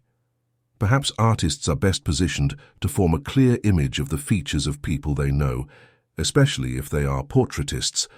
There are cases of famous portraitists capable of creating a good portrait after carefully studying the model's face, their memory allowing them to visualize the features at will. Some renowned drawing teachers have instructed their students to take a quick glance at a nose, an eye, an ear, or a chin, and then visualize it so clearly that they can draw it perfectly. It all depends on interest, attention, and practice. Sir Francis Galton cites the case of a French professor who trained his students so intensively in this direction that after a few months of practice, they had no difficulty in recalling images at will, maintaining them firmly and drawing them accurately. Regarding the faculty of visualization, he says the following: "An ability that is important in all technical and artistic occupations, which refines our perceptions and justifies our generalizations, is starved by lazy obsolescence instead of being wisely cultivated, so that in general it will yield the best results." I believe that a serious study of the best means to develop and use this ability without prejudice to the practice of abstract thinking in symbols is one of the many urgent decisions in the still-forming science of education. He recounts the method of a famous painter, which has since been taught by many drawing and memory teachers. He describes it as follows: "The renowned painter Leonardo da Vinci invented a very ingenious method for identifying faces, and it is said that he was able to reproduce from memory any face he had carefully examined. He would draw all possible shapes of noses, mouths, chins, eyes, ears and foreheads, numbering them 1, 2, 3, 4, etc., and memorize them meticulously.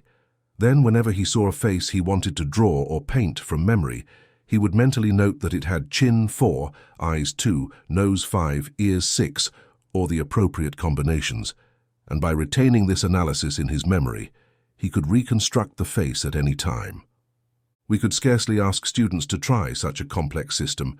However, a modification of this method would be useful, such as starting to classify different types of noses, say 7 known types: Roman, Jewish, Greek, giving them general classes related to curvature, straightness, pug noses, and all other varieties. Soon, you will recognize noses when you see them, and the same goes for mouths, finding a few classes covering most cases. But of all the features, the eye is the most expressive, and the one that is most easily remembered when observed clearly. Detectives rely heavily on the expression of the eyes. If you ever completely capture the expression of someone's eyes, you will be very likely to recognize them.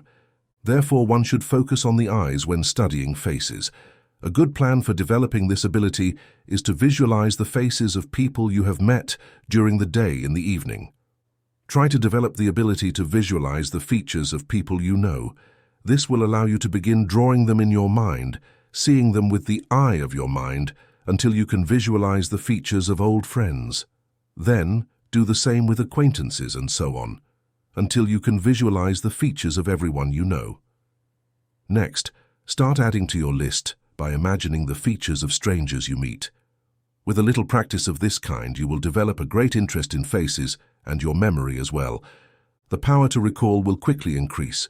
The secret to studying faces is to be interested in them in this way. It adds enthusiasm to the task and makes it more of a pleasure than a chore. Studying photographs is also very helpful in this work, but by examining them in detail rather than as a whole. If you manage to generate enough interest in features and faces, you will have no trouble memorizing and recalling them, as the two go hand in hand. Chapter 13. How to remember places.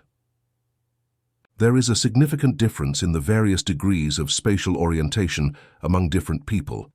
However, these differences can be directly attributed to the degree of memory for this particular phase or faculty of the mind, which in turn depends on the degree of attention, interest, and use given to this faculty in question. Authorities in phrenology define the faculty of localization as follows: knowledge of places, memory of the appearance of places, paths, landscapes, and the location of objects, where they are situated on a page, and their general position, geographical faculty, the desire to see places and have the ability to find them. People with this faculty highly developed seem to have an almost intuitive sense of direction, place, and position. They never get lost or confused about direction or location. They remember the places they visit and their spatial relationship with others. Their minds are like maps with different paths, streets, and visible objects engraved in every direction.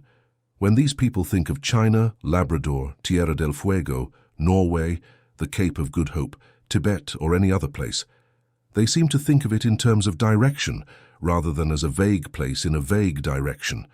Their minds think of north, south, east, or west as appropriate when considering a particular location.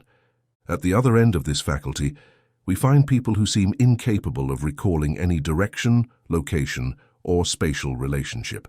These individuals constantly get lost, even in their own cities, and fear finding themselves in an unfamiliar place. They have no sense of direction or place, and they also fail to recognize a street or scene they recently visited, let alone those they have traversed in the past. Between these two poles or degrees, there is a significant difference, and it is hard to realize that it all comes down to use, interest, and attention. Nothing more than that, as anyone can verify if they take the time and effort to develop the faculty of memory for locality in their mind. Many have done so, and anyone can do the same if they engage in the appropriate methods. The secret to developing the faculty and memory of place and locality is similar to what was mentioned in the previous chapter regarding the development of name memory.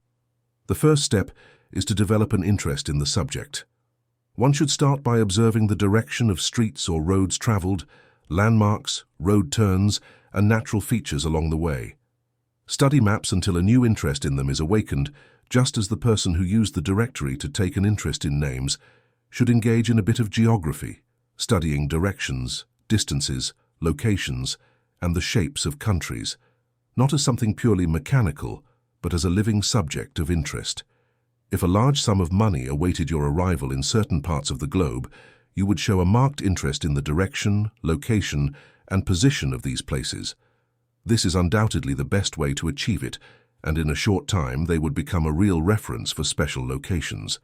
Similarly, if a fiancé were waiting in one of those places, it would be the same. It all depends on the level of desire concerning the subject. Desire awakens interest. Interest utilizes attention, and attention leads to use, development, and memory.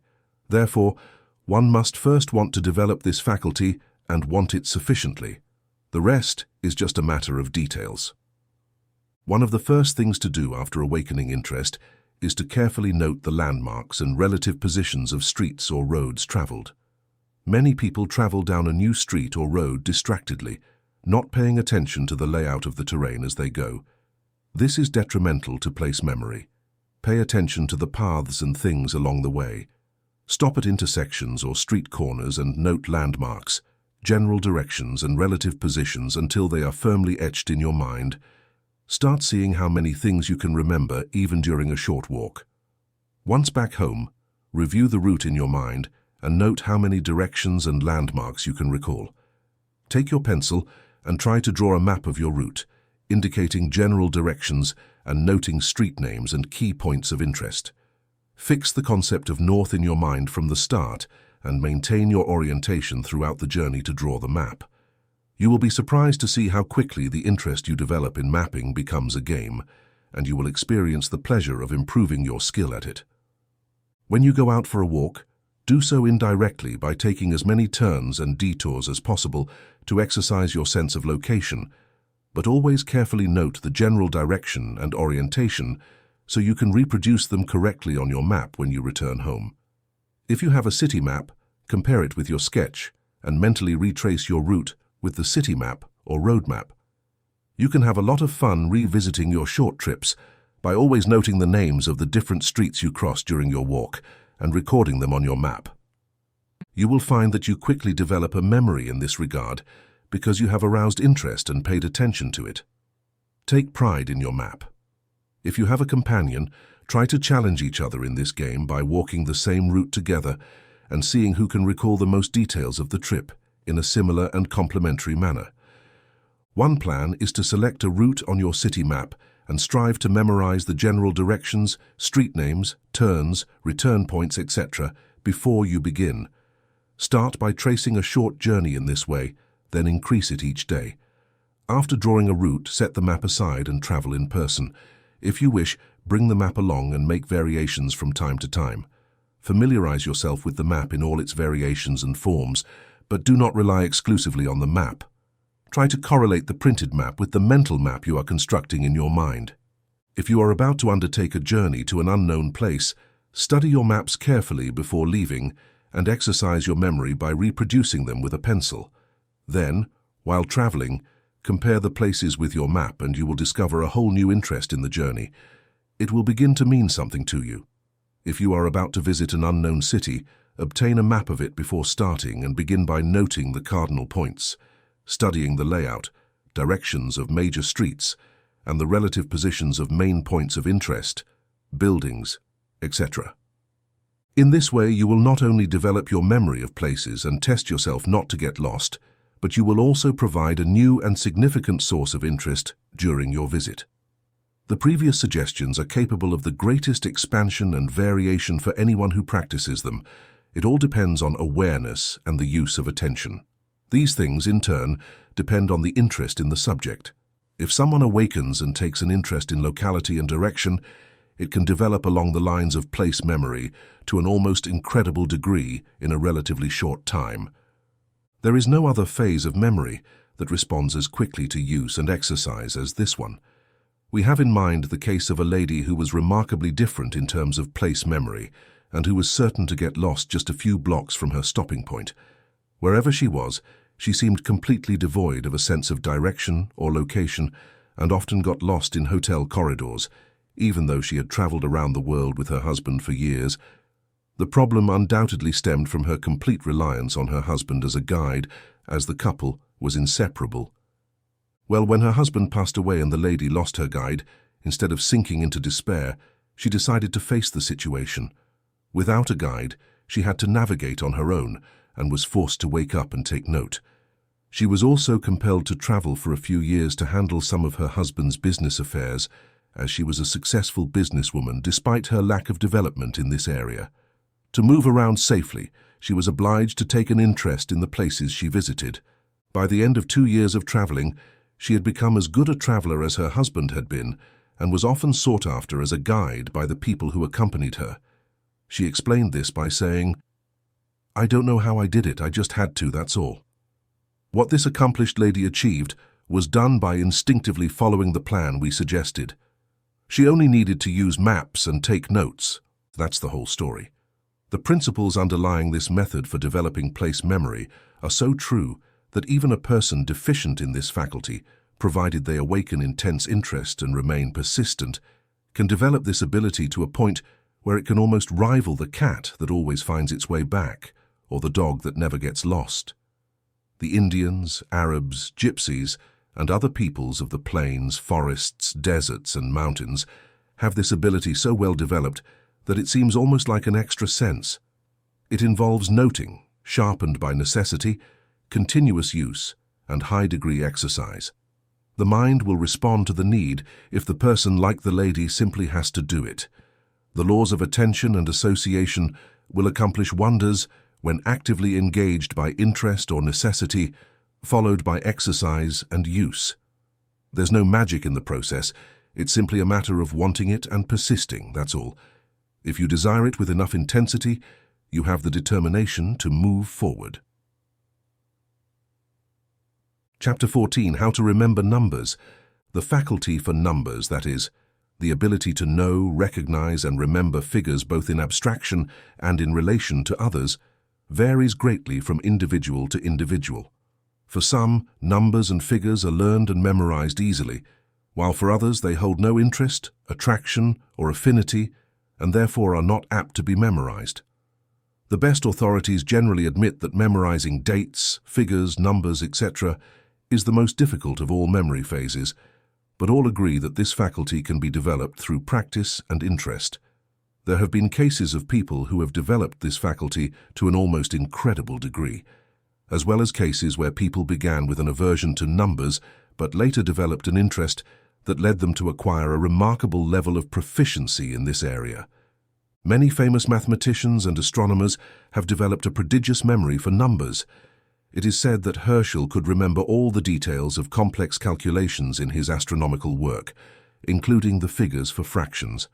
It is also said that he was able to perform the most difficult calculations mentally, without using pen or paper, and then dictate all the details of the process, including the final results, to his assistant.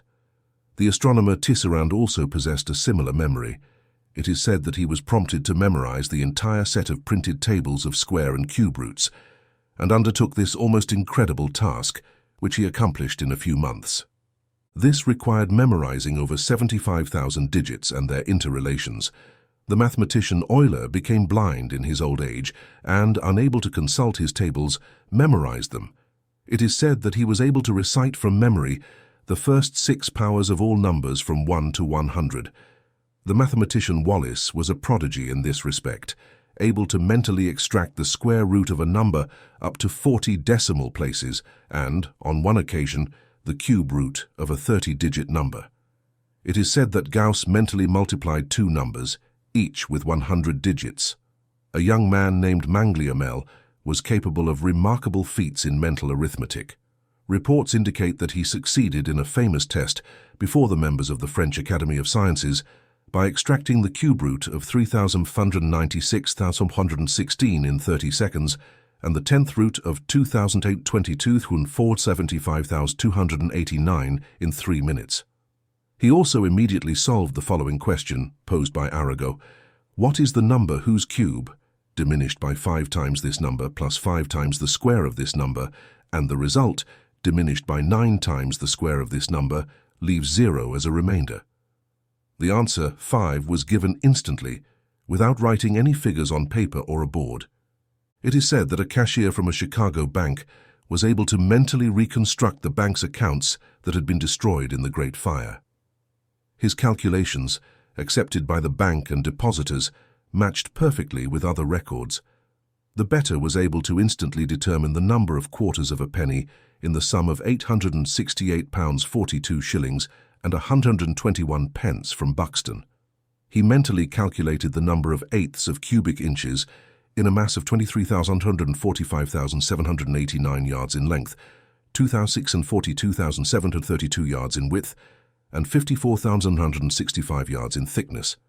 He also mentally calculated the dimensions of an irregular property of about 1,000 acres, providing the content in acres and rods, then converting it into square inches, and subsequently into square hairs, estimating 2,304 per square inch and 48 on each side. The mathematical prodigy Zera Colburn was perhaps the most remarkable of all these notable individuals. From his childhood, he began to develop astonishing mental qualities regarding numbers, capable of instantly calculating the exact number of seconds or minutes in a given period. He once calculated the number of minutes and seconds contained in 48 years, instantly answering with 25,228,800 minutes and 1,513,728,000 seconds. He could instantly multiply any number of 1 to 3 digits by another number with the same number of digits, decompose the factors of any 6 or 7-digit number, mentally extract square and cube roots as well as prime numbers from any given number. He mentally raised the number 8 to the 16th power, obtaining 281,474,976,710,656. He provided the square root of 106,929, which was 5, and mentally extracted the cube root of 268,336,125, as well as the squares of 244,999,755 and 1,024,998,755 in 5 seconds. He calculated the cube root of 413,993,348,677, found the factors of 4,294,967,297, previously considered a prime number, and mentally computed the square of 999,999, which is 999,998,001, then multiplied it by 49 and by the same number, and the total by 25. The great difficulty of memorizing numbers for most people lies in the fact that numbers mean nothing to them as such. That is, they only think of numbers in their abstract phase and nature, which makes them much harder to memorize than impressions received through sight or sound. The remedy becomes evident when we recognize the source of this difficulty, making the number the object of auditory and visual impressions, linking the abstract idea of numbers to the sense of visual or auditory impressions, or both depending on what is best developed in your particular case. It might be difficult for you to remember 1848 as something abstract, but relatively easy to recall the sound of 1848 or the appearance of 1848. By repeating a number to yourself in a way that captures the auditory impression or visualizing it in a way that helps you remember having seen it, you will be much more likely to remember it than if you only think of it without reference to sound or form. You might forget that a store or house number is 3948, but you can easily recall the sound of the spoken words 39 to 4, or the appearance of 3948 as you saw it on the door of the place. In this latter case, you associate the number with the door, and when you visualize the door, you visualize the number. Speaking of visualization or the reproduction of mental images of things to remember, those who excel at performing long and complex mental calculations owe their ability to this same cause. Taine says that children accustomed to mental arithmetic write with imaginary chalk on a mental blackboard the numbers in question, then all their partial operations, and finally the final sum, so that they internally see the different lines of white numbers they are working with.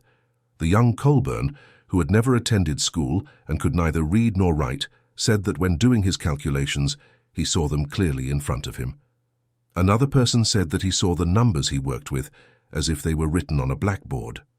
Thus, the calculation always unfolds visibly in my mind.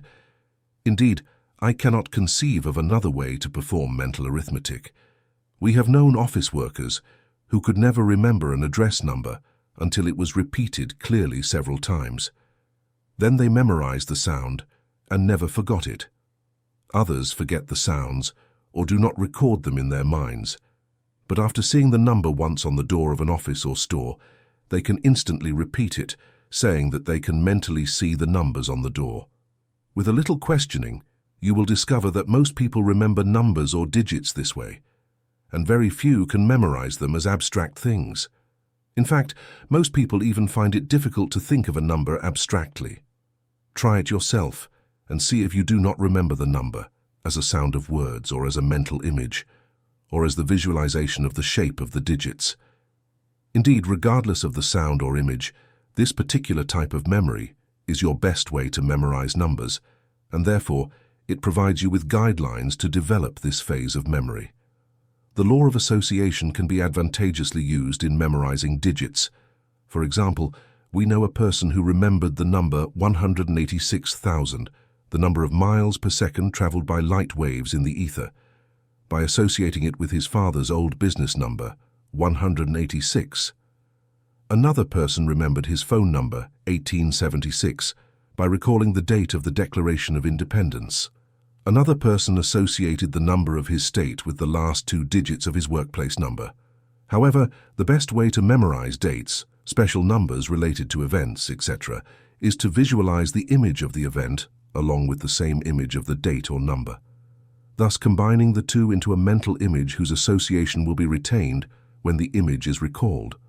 Rhyming verses like, in 1492, Columbus sailed the ocean blue, or, in 1861, the Civil War began in our country, have their place and usefulness, but it is much more effective to cultivate the sight or sound of a number than to rely on curious associative methods based on artificial links and mnemonics. Finally, as mentioned in previous chapters, before you can develop a good memory for a subject, you must first cultivate an interest in that subject. So, if you keep your interest in numbers alive by occasionally solving some math problems, you will find that numbers will begin to spark new interest for you.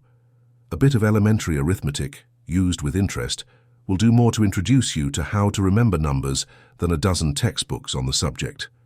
In memory, the three rules are interest, attention, and exercise. The last is the most important, as without it, the others fail. You will be surprised to see how many interesting things lie behind numbers as you progress. The task of reviewing elementary arithmetic will not be as dry as it was when you were a child. You will discover all sorts of curiosities related to numbers. For example, consider a simple one. Take the digit 1 and add as many zeros or digits behind it as you like, then divide the resulting number by 7. You will find that the result is always 142,857, then another 142,857, and so on infinitely. If you push the calculation this far, these 6 digits will repeat over and over. Next, multiply this 142,857 by 7, and your product will consist only of 9s. Take any number and place its reverse beneath it, subtract the latter from the former, and you will find that the result always reduces to 9, always a multiple of 9. Take any number made up of 2 or more digits, subtract the sum of its individual digits, and the result will always be a multiple of 9. For example, 1841 plus 8 plus 4, 1853, divided by 9 gives 205. We mention these familiar examples simply to remind you that there is much more interest in simple numbers than many people assume. If you can spark your interest in them, you are well on your way to memorizing numbers. Let numbers and digits mean something to you, and the rest will be just a matter of details. Chapter 15, How to Remember Music. Like all other mental faculties, musical or melodic ability manifests at different levels among individuals. For some, music seems to be captured almost instinctively, while for others it is acquired only with much effort and work. For some, musical memory is natural, and dissonance a matter of repulsion, while for others, they do not recognize the difference between the two except in extreme cases. Some seem to be the very soul of music, while others have no conception of what the soul of music might be. Then, there are different phases of musical knowledge. Some play accurately by ear, but are awkward and insufficient when it comes to playing from written notes, while others play very accurately in a mechanical way, but fail to remember the music they have heard. A good musician is one who combines both of these abilities, the auditory perception of music and the ability to perform accurately from written notes. There are many recorded cases where extraordinary musical memory powers have been manifested. The following cases illustrate this particular phase of memory. Caroland, the greatest of the Irish bards, once encountered a remarkable musician and challenged him to a test of their respective musical skills. The challenge was accepted, and Caroland's rival played one of Vivaldi's most difficult concertos on his violin. At the end of the performance, Caroland, who had never heard the piece before, took up his harp and played the concerto from start to finish without making a single mistake. His rival awarded him the prize, fully satisfied with Caroland's superiority, as it could be no other way. Beethoven, for his part, could memorize any musical composition, no matter how complex that he had heard, and he could reproduce most of it. He could play from memory each of the compositions in Bach's Well-Tempered Clavier, with its 48 preludes and the same number of fugues, whose complexity of movement and difficulty of execution are nearly unmatched, as each of these compositions is written in the most abstruse counterpoint style. Mozart, at the age of 4, could remember note by note elaborate solos from concerts he had heard. He could learn a minuet in half an hour, and even composed short pieces at that early age. By the age of 6, he was capable of composing without the aid of an instrument, and quickly continued to progress in musical memory and knowledge. At 14, he traveled to Rome during Holy Week, where he heard Allegri's Miserere every day at the Sistine Chapel. Wanting a copy of the score, he discovered that copying it was forbidden. He listened attentively to the performance, and at the end, wrote down the entire score from memory without any errors.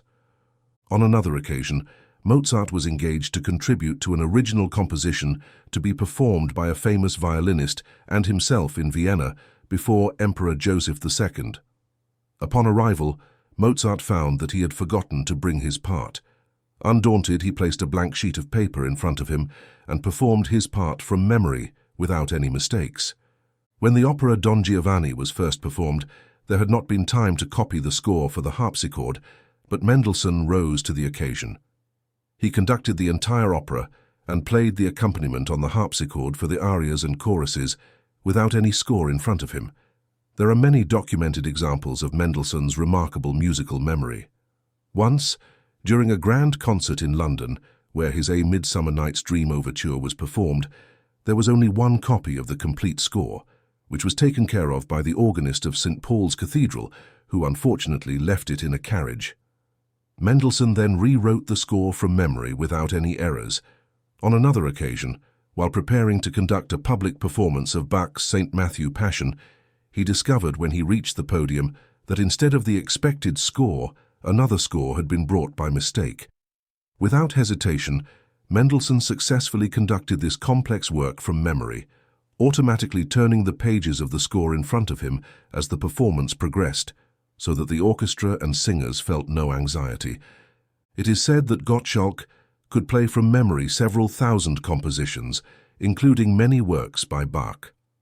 The famous conductor Vianesi rarely had the score in front of him when conducting an opera and knew each note of many works from memory.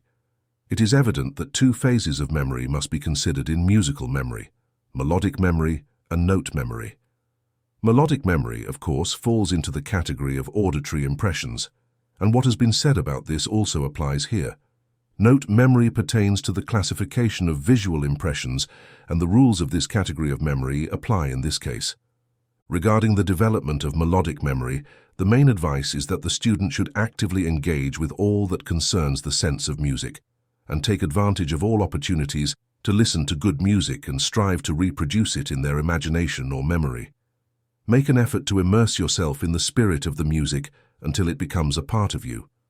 Do not simply listen to it, but pay attention to its meaning. The more music means to you, the easier it will be to remember. The plan followed by many students, especially those studying vocal music, is to have a few measures of a piece repeated several times until they can hum them correctly. Then, a few more measures are added, and so on. Every addition must be checked against what has been learned previously to ensure that the chain of associations remains intact. The principle is the same as that for a child learning the alphabet. They remember B because it follows A. Through this constant addition of just a little more, accompanied by frequent reviews, it is possible to memorize long and difficult pieces. The memory of notes can be developed using the previously mentioned method, that is, by thoroughly learning a few measures, then adding more and frequently reviewing what has been learned, establishing associative links as progress is made through regular practice. Since this method is entirely based on visual impressions and is subject to its rules, it is important to focus on the idea of visualization, meaning learning each measure until you can see it in your mind. In this case, as with many other visual impressions, you will find that it helps a lot. In addition to visualizing the notes themselves, the student should also integrate the appearance of various symbols indicating key, tempo, movement, expression, etc. This way, they can hum the melody from the visualized notes with expression and correct interpretation. Key changes, tempo changes, or movement changes should be carefully noted when memorizing the notes, and above all, it is essential to memorize the feel of that specific part of the score in order to not only see and hear, but also feel what is being recalled. We recommend that students start by memorizing simple songs for several reasons. One of them is that these songs lend themselves easily to memorization, and the chain of association is often maintained throughout the process. At this stage of memory, as with others, we add the advice to be interested, pay attention, and practice as often as possible. You may be tired of these words, but they constitute the fundamental principles of developing a retentive memory. Things must be recorded in memory before they can be recalled, and this must be remembered in every consideration of the subject. Chapter 16.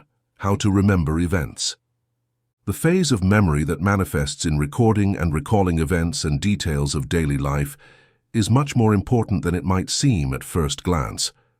The average person feels that they remember well the events of their daily, professional, or social life, and is often surprised when suggested that, in reality, they remember very little of what happens during their waking hours.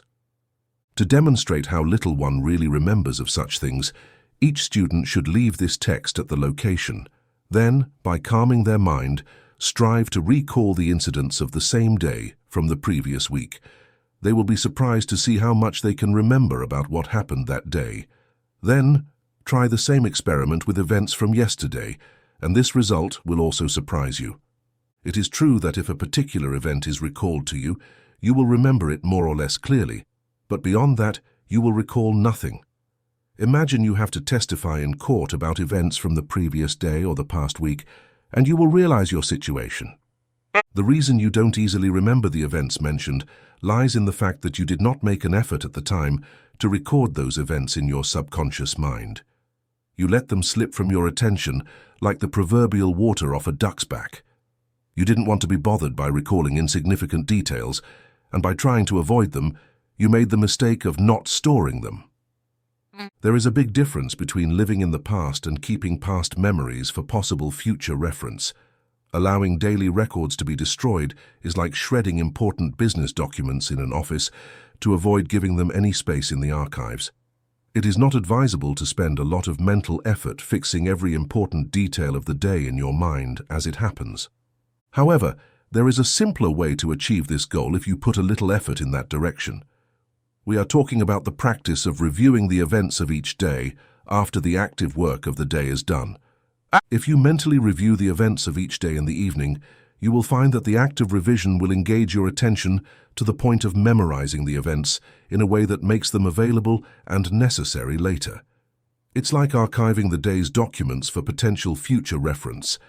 In addition to this benefit, these reviews will serve as reminders for many small but immediately important things that escaped your memory due to other distractions.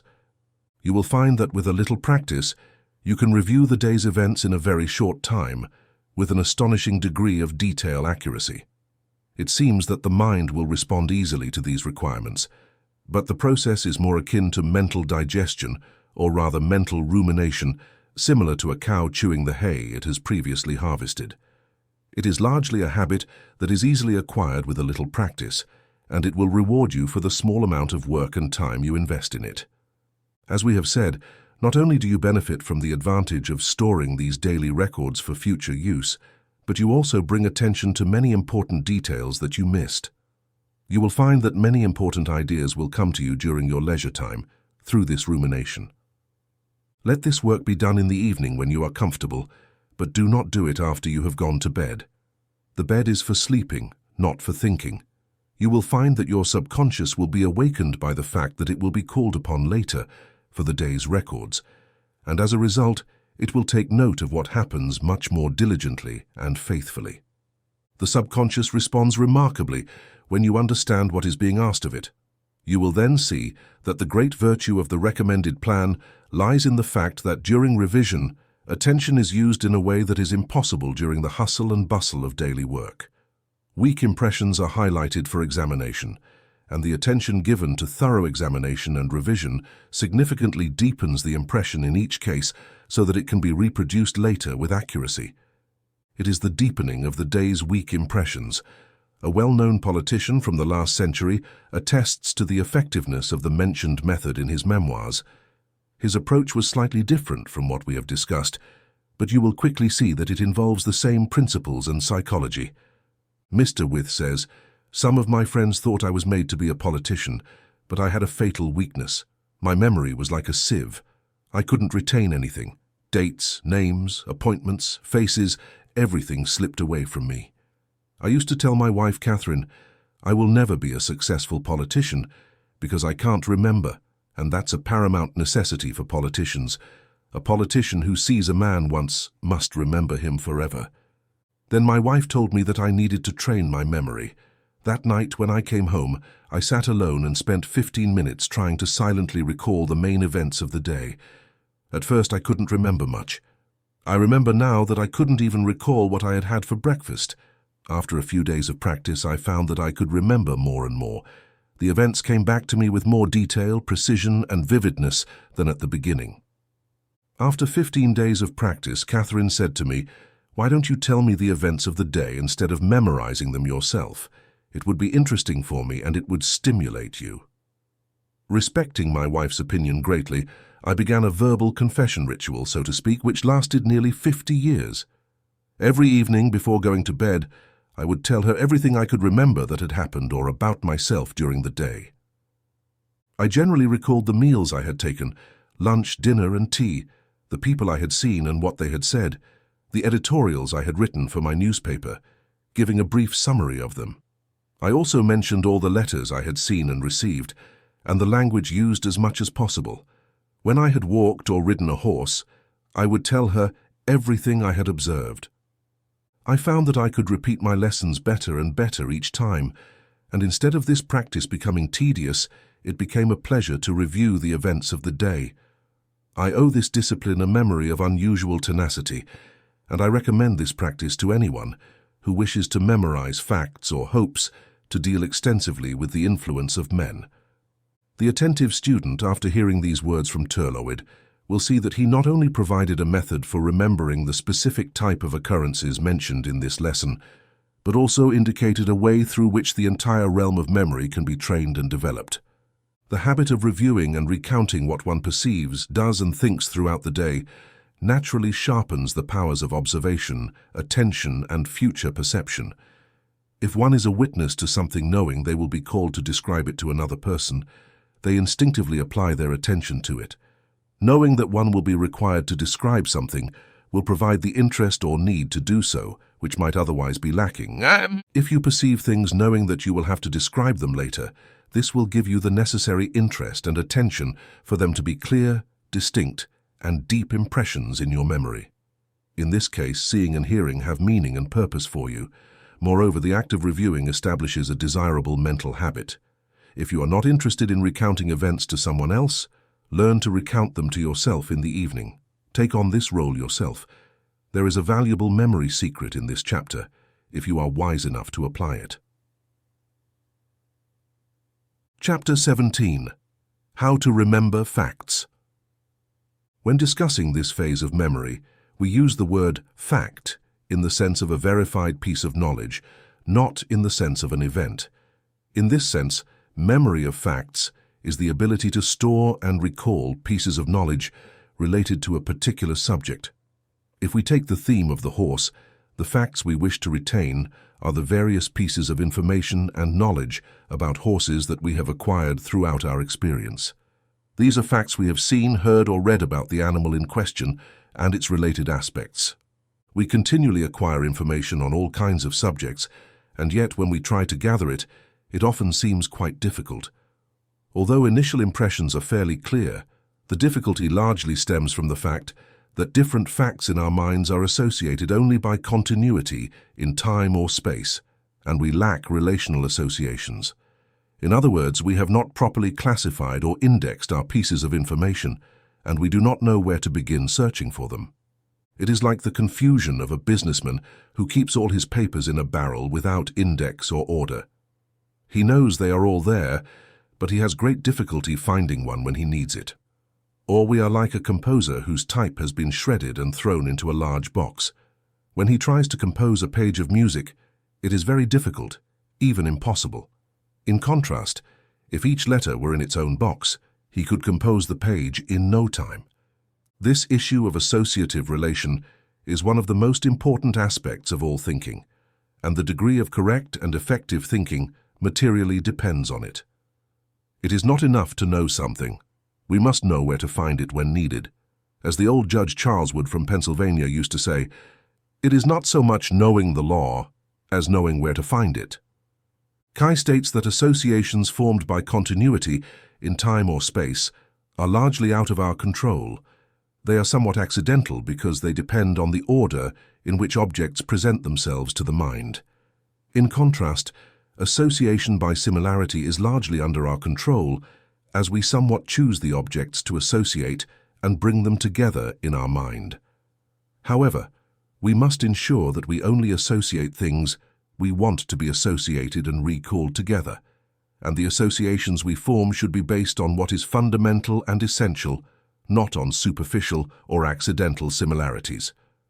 When things are associated by their accidental qualities rather than their essential qualities, and by their superficial relations rather than their fundamental relations, they will not be available when needed and will be of limited use. When we associate something new with something it most resembles in our mind, we give it its proper place in our thought structure. In other words, through association by similarity, we group our ideas into distinct bundles, and it is crucial that all the most similar ideas are grouped into a single bundle. The best way to acquire correct associations for a particular fact you wish to retain so that you can recall it when needed, whether it's useful information or interesting knowledge that might prove useful later, is through analysis and its relationships. This can be achieved by asking questions, with each answer serving as a new cross-reference that allows you to easily retrieve it if necessary. As Kai puts it, the principle of asking questions and getting answers can be considered as characterizing all intellectual effort. This is how Socrates and Plato extracted knowledge from their students, by filling in gaps and adding new facts to those already known. When you wish to consider a fact in this way, ask yourself the following questions about it. Where does it come from or originate? What is its cause? What is its history or background? What are its attributes, qualities, and characteristics? What can I easily associate it with? What is it like? What is its purpose? How can it be used? What can I do with it? What does it demonstrate? What can be inferred from it?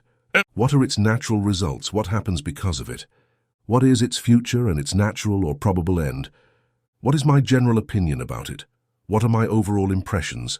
What do I know about it in terms of general information? What have I heard about it? From whom and when?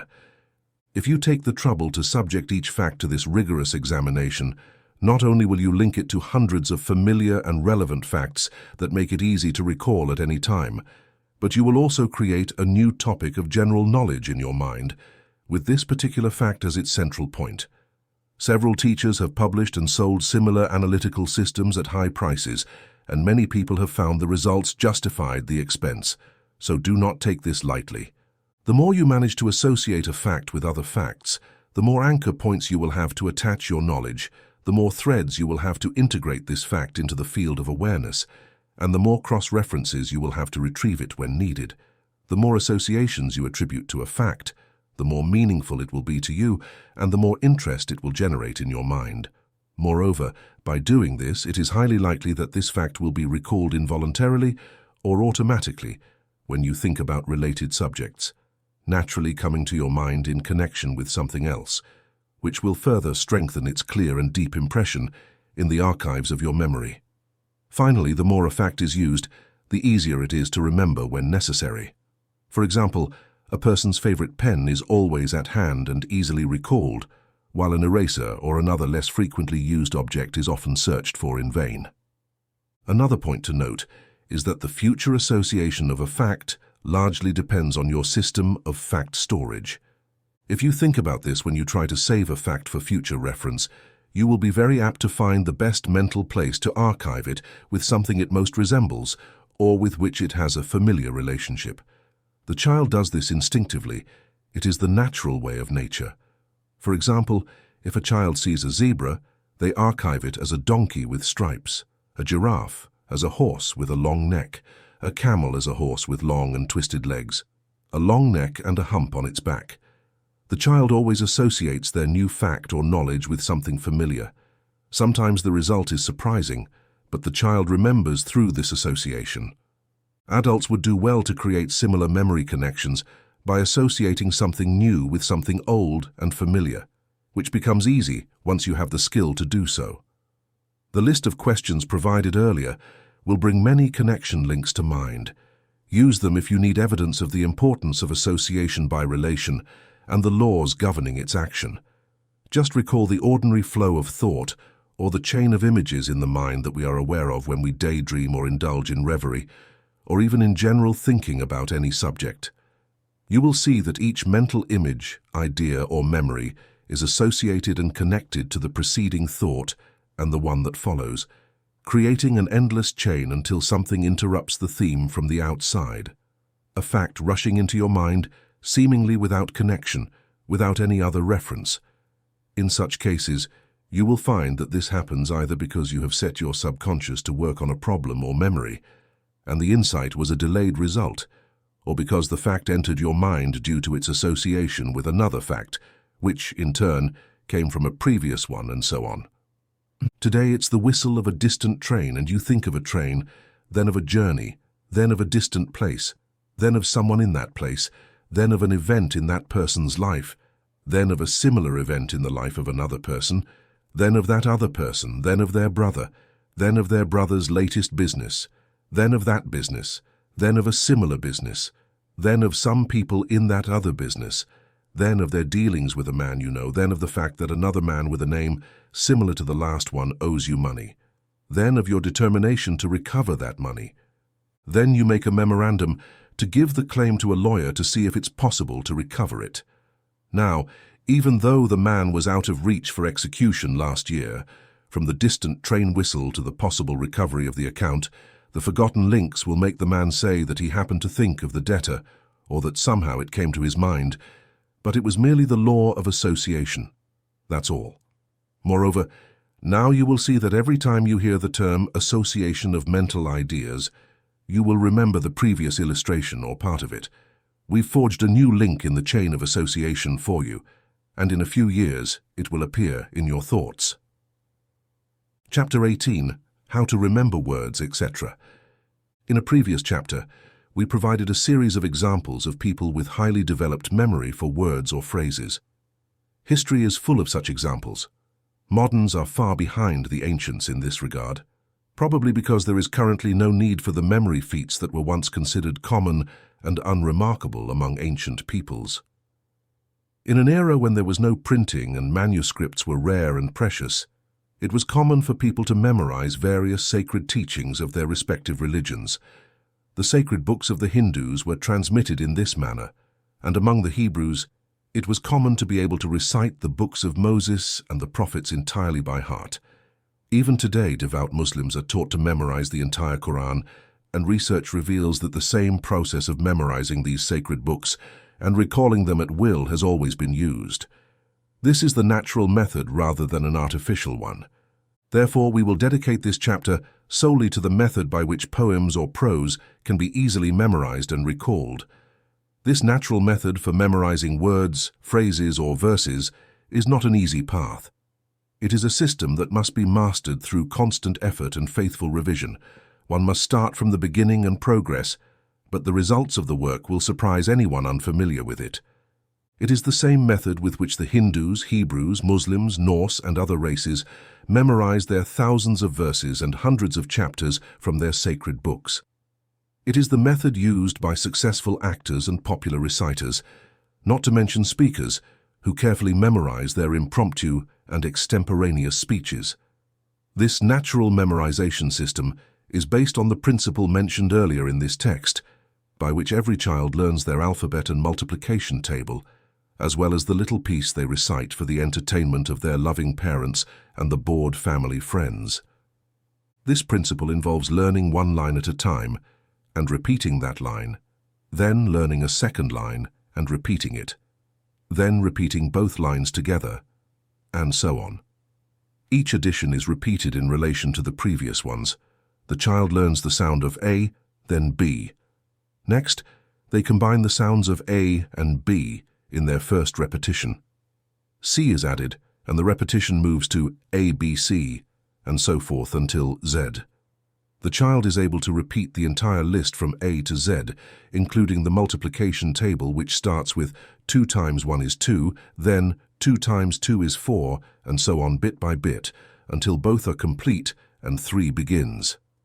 This process is maintained through constant addition and constant revision until both are completed, and the child is able to recite the tables from start to finish from memory.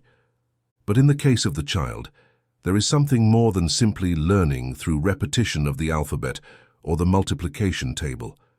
There is also the reinforcement of memory resulting from its exercise and use. Like any mental faculty or body muscle, memory improves and develops through intelligent and reasonable use and exercise. This exercise and use not only develop memory along the particular line of the faculty used, but also along every line and faculty.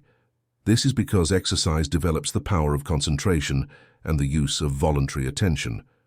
We suggest that a student who wishes to acquire a good memory for words, phrases, etc., should immediately start by selecting a favorite poem for demonstration purposes.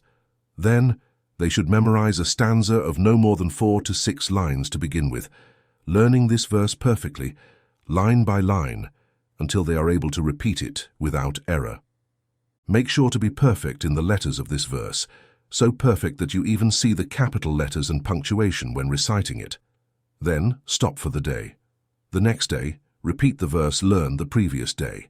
Then memorize a second verse in the same way and just as perfectly. Next, review the first and second verses together.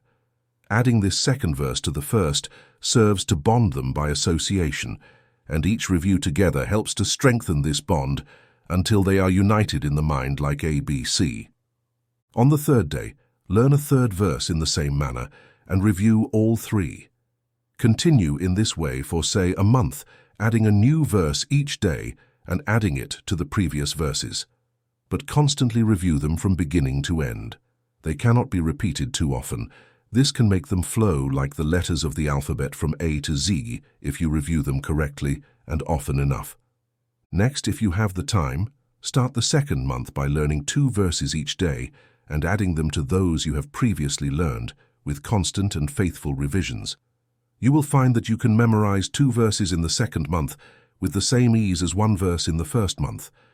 Your memory will have been trained to this point, and you can continue in this manner from month to month, adding 1 more verse to your daily task until you no longer have time for all the work, or until you are satisfied with what you have accomplished. Use moderation and avoid trying to become a phenomenon. Do not push yourself too hard.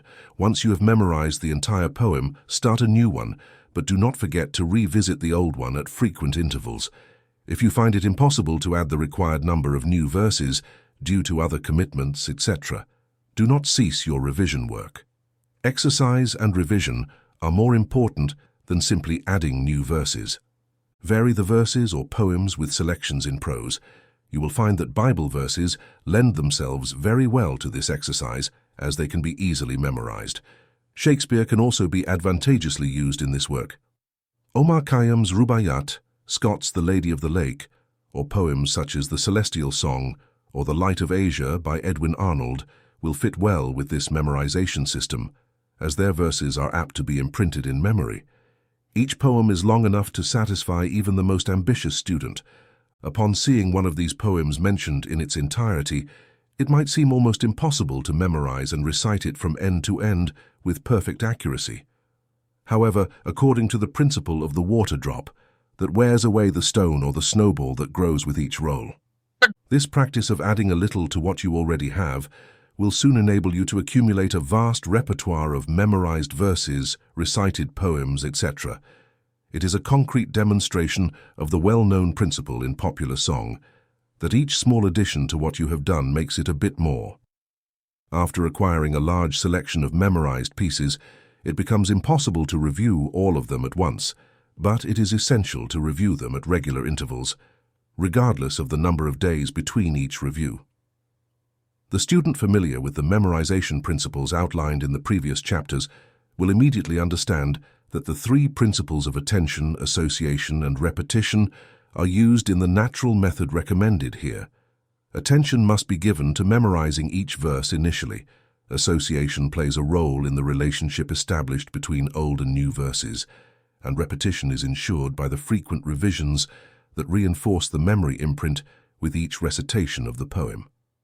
Additionally, the principle of interest in gradual progress and achieving what initially seemed impossible is facilitated by the playful element that serves as motivation. These combined principles make this method an ideal approach, which explains why it has been recognized since ancient times, Chapter 19, for memorizing books, plays, stories, etc. In the previous chapters, we have provided suggestions for developing the primary forms of memory, but other phases or forms of memory, although they fall into the general classification, deserve special consideration. For example, suggestions can be made for memorizing the content of books read, stories heard, etc. This is why we have found it useful to dedicate a chapter to examining these different phases of memory that were not covered in the other chapters. Many of us struggle to remember key elements from the books we have read, and often feel embarrassed by our ignorance of the content of major authors' works or popular novels. Even if we have read them, we fail to imprint them in our memory. Of course, we must always remember the constant importance of interest and attention. We cannot escape these principles of memory. The problem for most people is that they read books to pass the time, like a kind of mental narcotic or anesthetic, rather than with the aim of deriving something interesting from them. Thus, not only is anything that might be important or valuable in the book lost, but we also develop the habit of careless and inattentive reading. The prevalence of reading many newspapers and poor-quality novels is responsible for the apparent inability of many people to absorb and remember the content of a valuable book when they read it. However, even the most careless reader can improve and correct their habits of inattentiveness and negligent reading. It should not be said that we have read an author until we have seen things as they saw them. Reading attentively is the rule that prevails over all others. It surpasses a dozen secondary indications, actually encompassing them all and constituting the golden rule. Each page should be read as if it were never to be read again. The mental eye should focus as if there were nothing else to think about. The memory must grasp the facts firmly like a vice. The impressions should be clear and distinct. It is neither necessary nor advisable to attempt to memorize the text of a book, except perhaps for a few passages that are worth preserving word for word. The essential takeaway from a book is its meaning and what it is about. After that, one can follow the general outline and details of the story, essay, treatise, or any other subject. The question to ask oneself once the book is finished, or after completing a specific part, is, what was the idea the writer wanted to convey? By capturing the writer's idea and adopting this mental attitude, one practically places oneself in the writer's position and thus engages with the idea of the book. In this way, one sees it from the inside rather than the outside, placing oneself at the center of the matter instead of staying on the periphery. If the book is a story, biography, autobiography, or a narrative of reality or fiction, it is helpful to visualize its events as they unfold. That is, one should try to form at least a slight mental image of the events described, so that they can be seen in the mind's eye or imagination.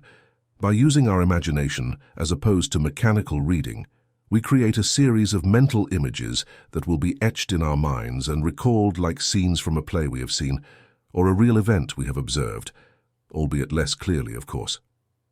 In particular, effort should be made to form a clear mental image of each character until each has at least a semblance of reality to us. By doing this, you will bring a sense of naturalness to the events of the story and gain new enjoyment from your reading. Of course, this approach will make you read more slowly, and many poor-quality narratives will no longer interest you, as they lack the genuine elements of interest. But this is not a loss. It is a real gain for you. At the end of each reading session, take the time to mentally review the progression of the story, allowing characters and scenes to parade before your mental vision like a moving picture. When the book is finally finished, review it in its entirety. By following this process, you will not only develop the habit of easily remembering the stories and books you have read, but you will also gain much pleasure from revisiting your favorite stories in your imagination years later. You will also find that your favorite characters will take on a new reality for you, becoming old friends with whom you can relax at any time and bid farewell when you tire of them without offense.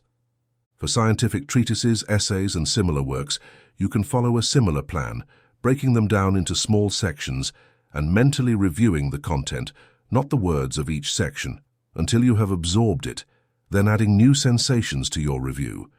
In this way, you can gradually absorb and master the entire work. All of this requires time, effort, and patience, but the investment will be worth it. You will find that this plan will quickly impact your reading of less important books and guide you toward the best books on any subject. You will begin to value your time and attention and hesitate to devote them to books that are not the best. But it is worth it. To understand a book well before reading it, you should familiarize yourself with its general character. Focus on the complete title and subtitle, if there is one, the author's name, and the list of other books by the author if noted on the cover or the preceding page. As a custom, read the preface and study the index carefully to understand the general scope or theme covered by the book. In other words, try to obtain the book's general outline, which can then be filled in with details during the reading. When reading a book of great importance, you should strive to fully grasp the meaning of each paragraph before moving on to the next. Do not let anything pass that you do not understand, at least generally.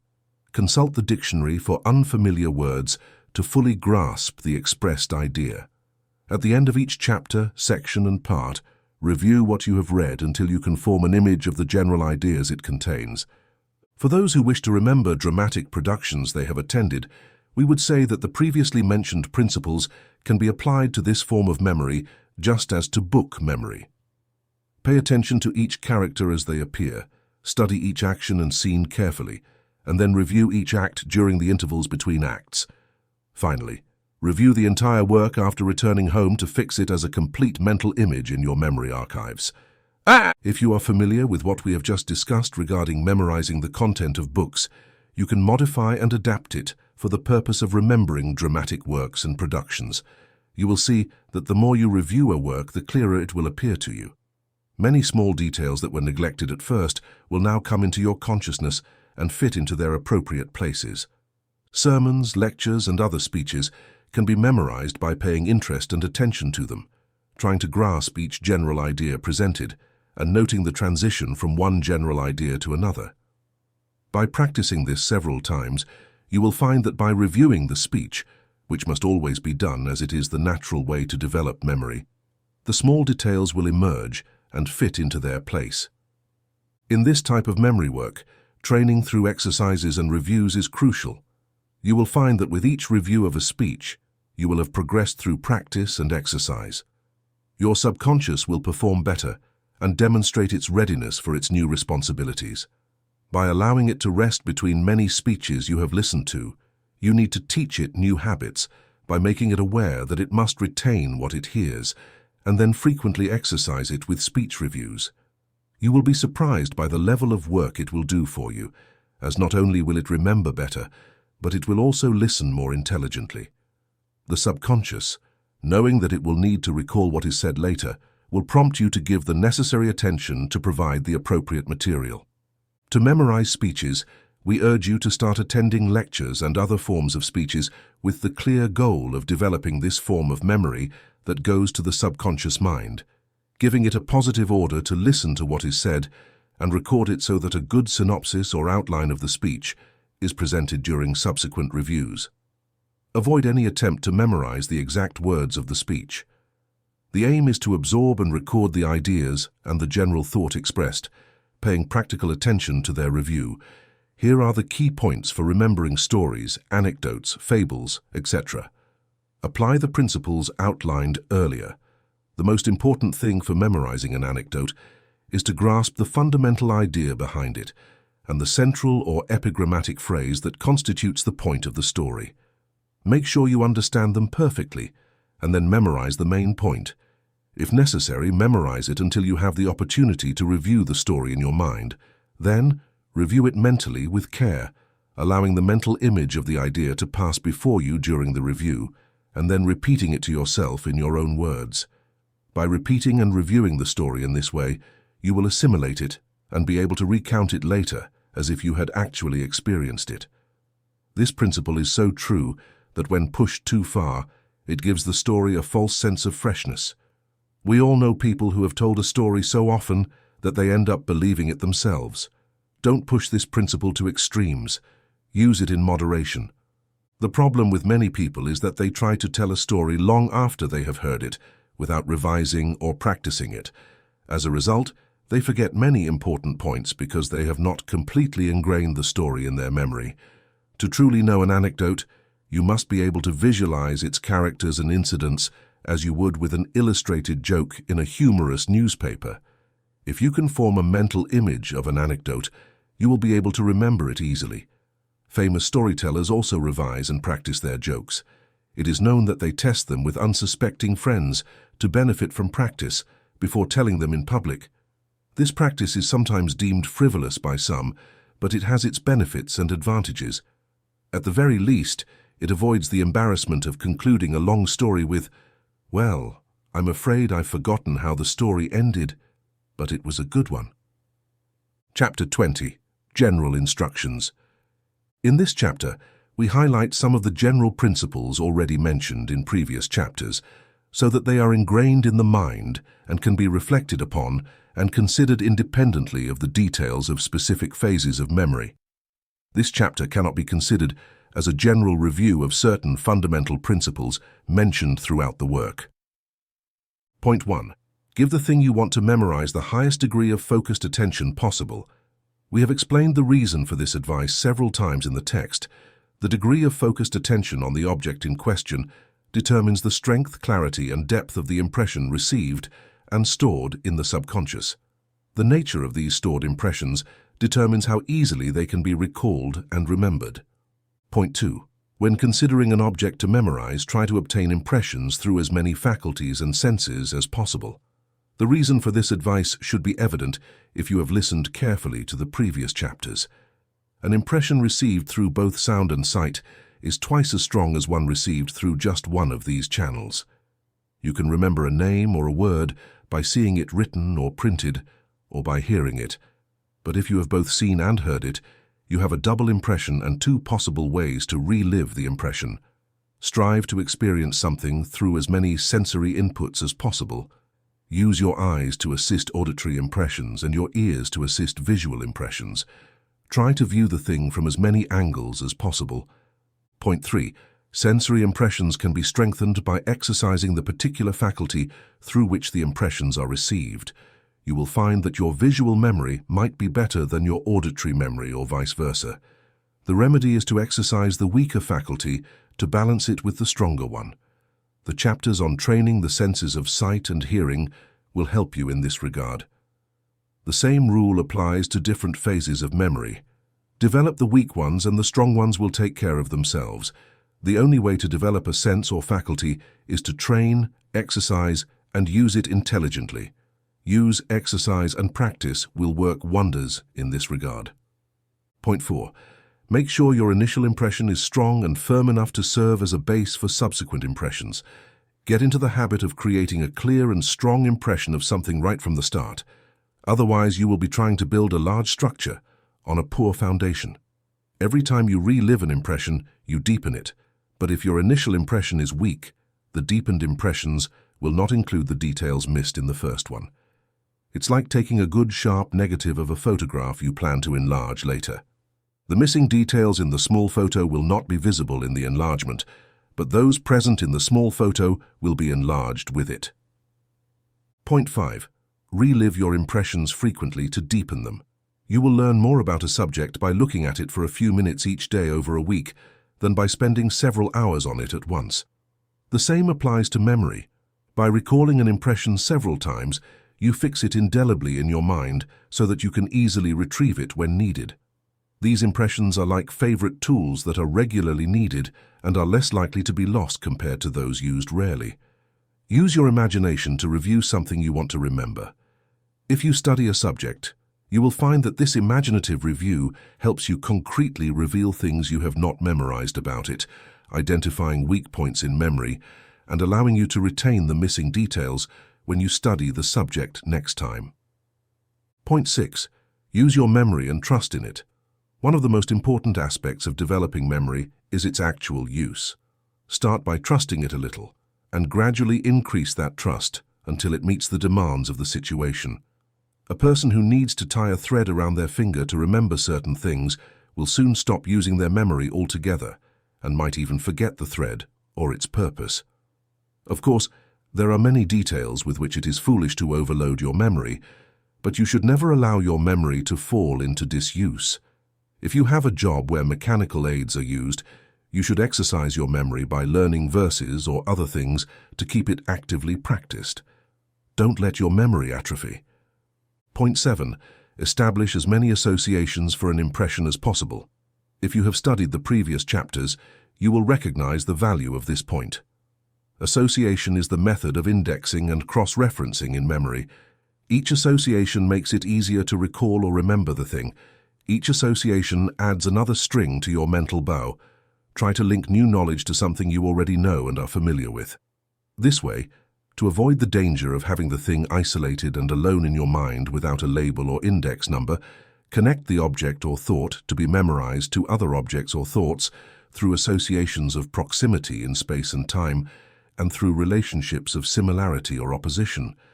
Sometimes the latter is very useful, as in the case of the person who said that Smith reminds him a lot of Brown. Often you can remember something by recalling another thing that occurred in the same place or at the same time. These methods provide us with threads of memory from which we can unravel the skein of recollection. In the same way, you can often remember names by slowly going through the alphabet with a pencil until seeing the first capital letter of the name brings the following ones to mind, but only if the name has been previously memorized visually. Similarly, the first notes of a musical selection will allow you to recall the entire melody, and the first words of a phrase will bring to mind the entire subsequent discourse. When you are trying to recall something that has escaped you, it is helpful to think of something associated with that thing, even remotely. A bit of practice will allow you to recall that thing from the slightest clue or association. Some people are adept at memory detective work following this plan. A loose thread in memory is all that the expert needs. An interesting and important fact to remember in this regard is that if something tends to escape your memory, you can counter this problem by noting associated things that previously helped bring it to mind. Once noted, this associated thing can be used as a loose thread to unravel the fleeting fact or impression. This idea of association is quite fascinating when you start applying it in memory exercises and tasks. You will also find many small ways to use it, but it is always important to use natural associations and avoid the temptation to bind memory with overly rigid artificial systems. Point 8. Group your impressions. This is nothing more than a form of association, but it is very important. If you can organize your knowledge and facts into logical groups, you will always be a master in your field. By associating your knowledge with others in the same general line, whether by similarity or opposition, you will be able to find what you need at the exact moment you need it. Napoleon Bonaparte had a mind trained in this regard. He said that his memory was like a large suitcase with small drawers and compartments where he organized information according to its type. To do this, he used the methods mentioned in this text, comparing the new with the old, and then deciding which group it naturally fit into. It is largely a matter of practice and skill, but this can be acquired with a bit of thought and care. Aided by practice, and the results of the effort to acquire it will be well rewarded.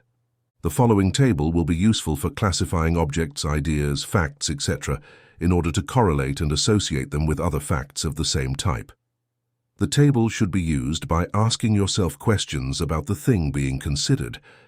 It is somewhat similar to the question table found in Chapter 7 of this text, but it has the advantage of being concise. Memorize the table and use it. The results will delight you once you have acquired the skill to apply it. Here are the questions to ask using the question table. What? Who? Where? When? How? Why? If? Although these 7 questions are given as a means to acquire clear impressions and associations, they will also serve as a magical key to knowledge if used intelligently. If you can answer these questions about anything, you will know a great deal about that particular thing, and after answering them completely, there will be very little knowledge left unexpressed about that thing in your memory. Try them with something. You won't fully understand them unless you have a very good imagination.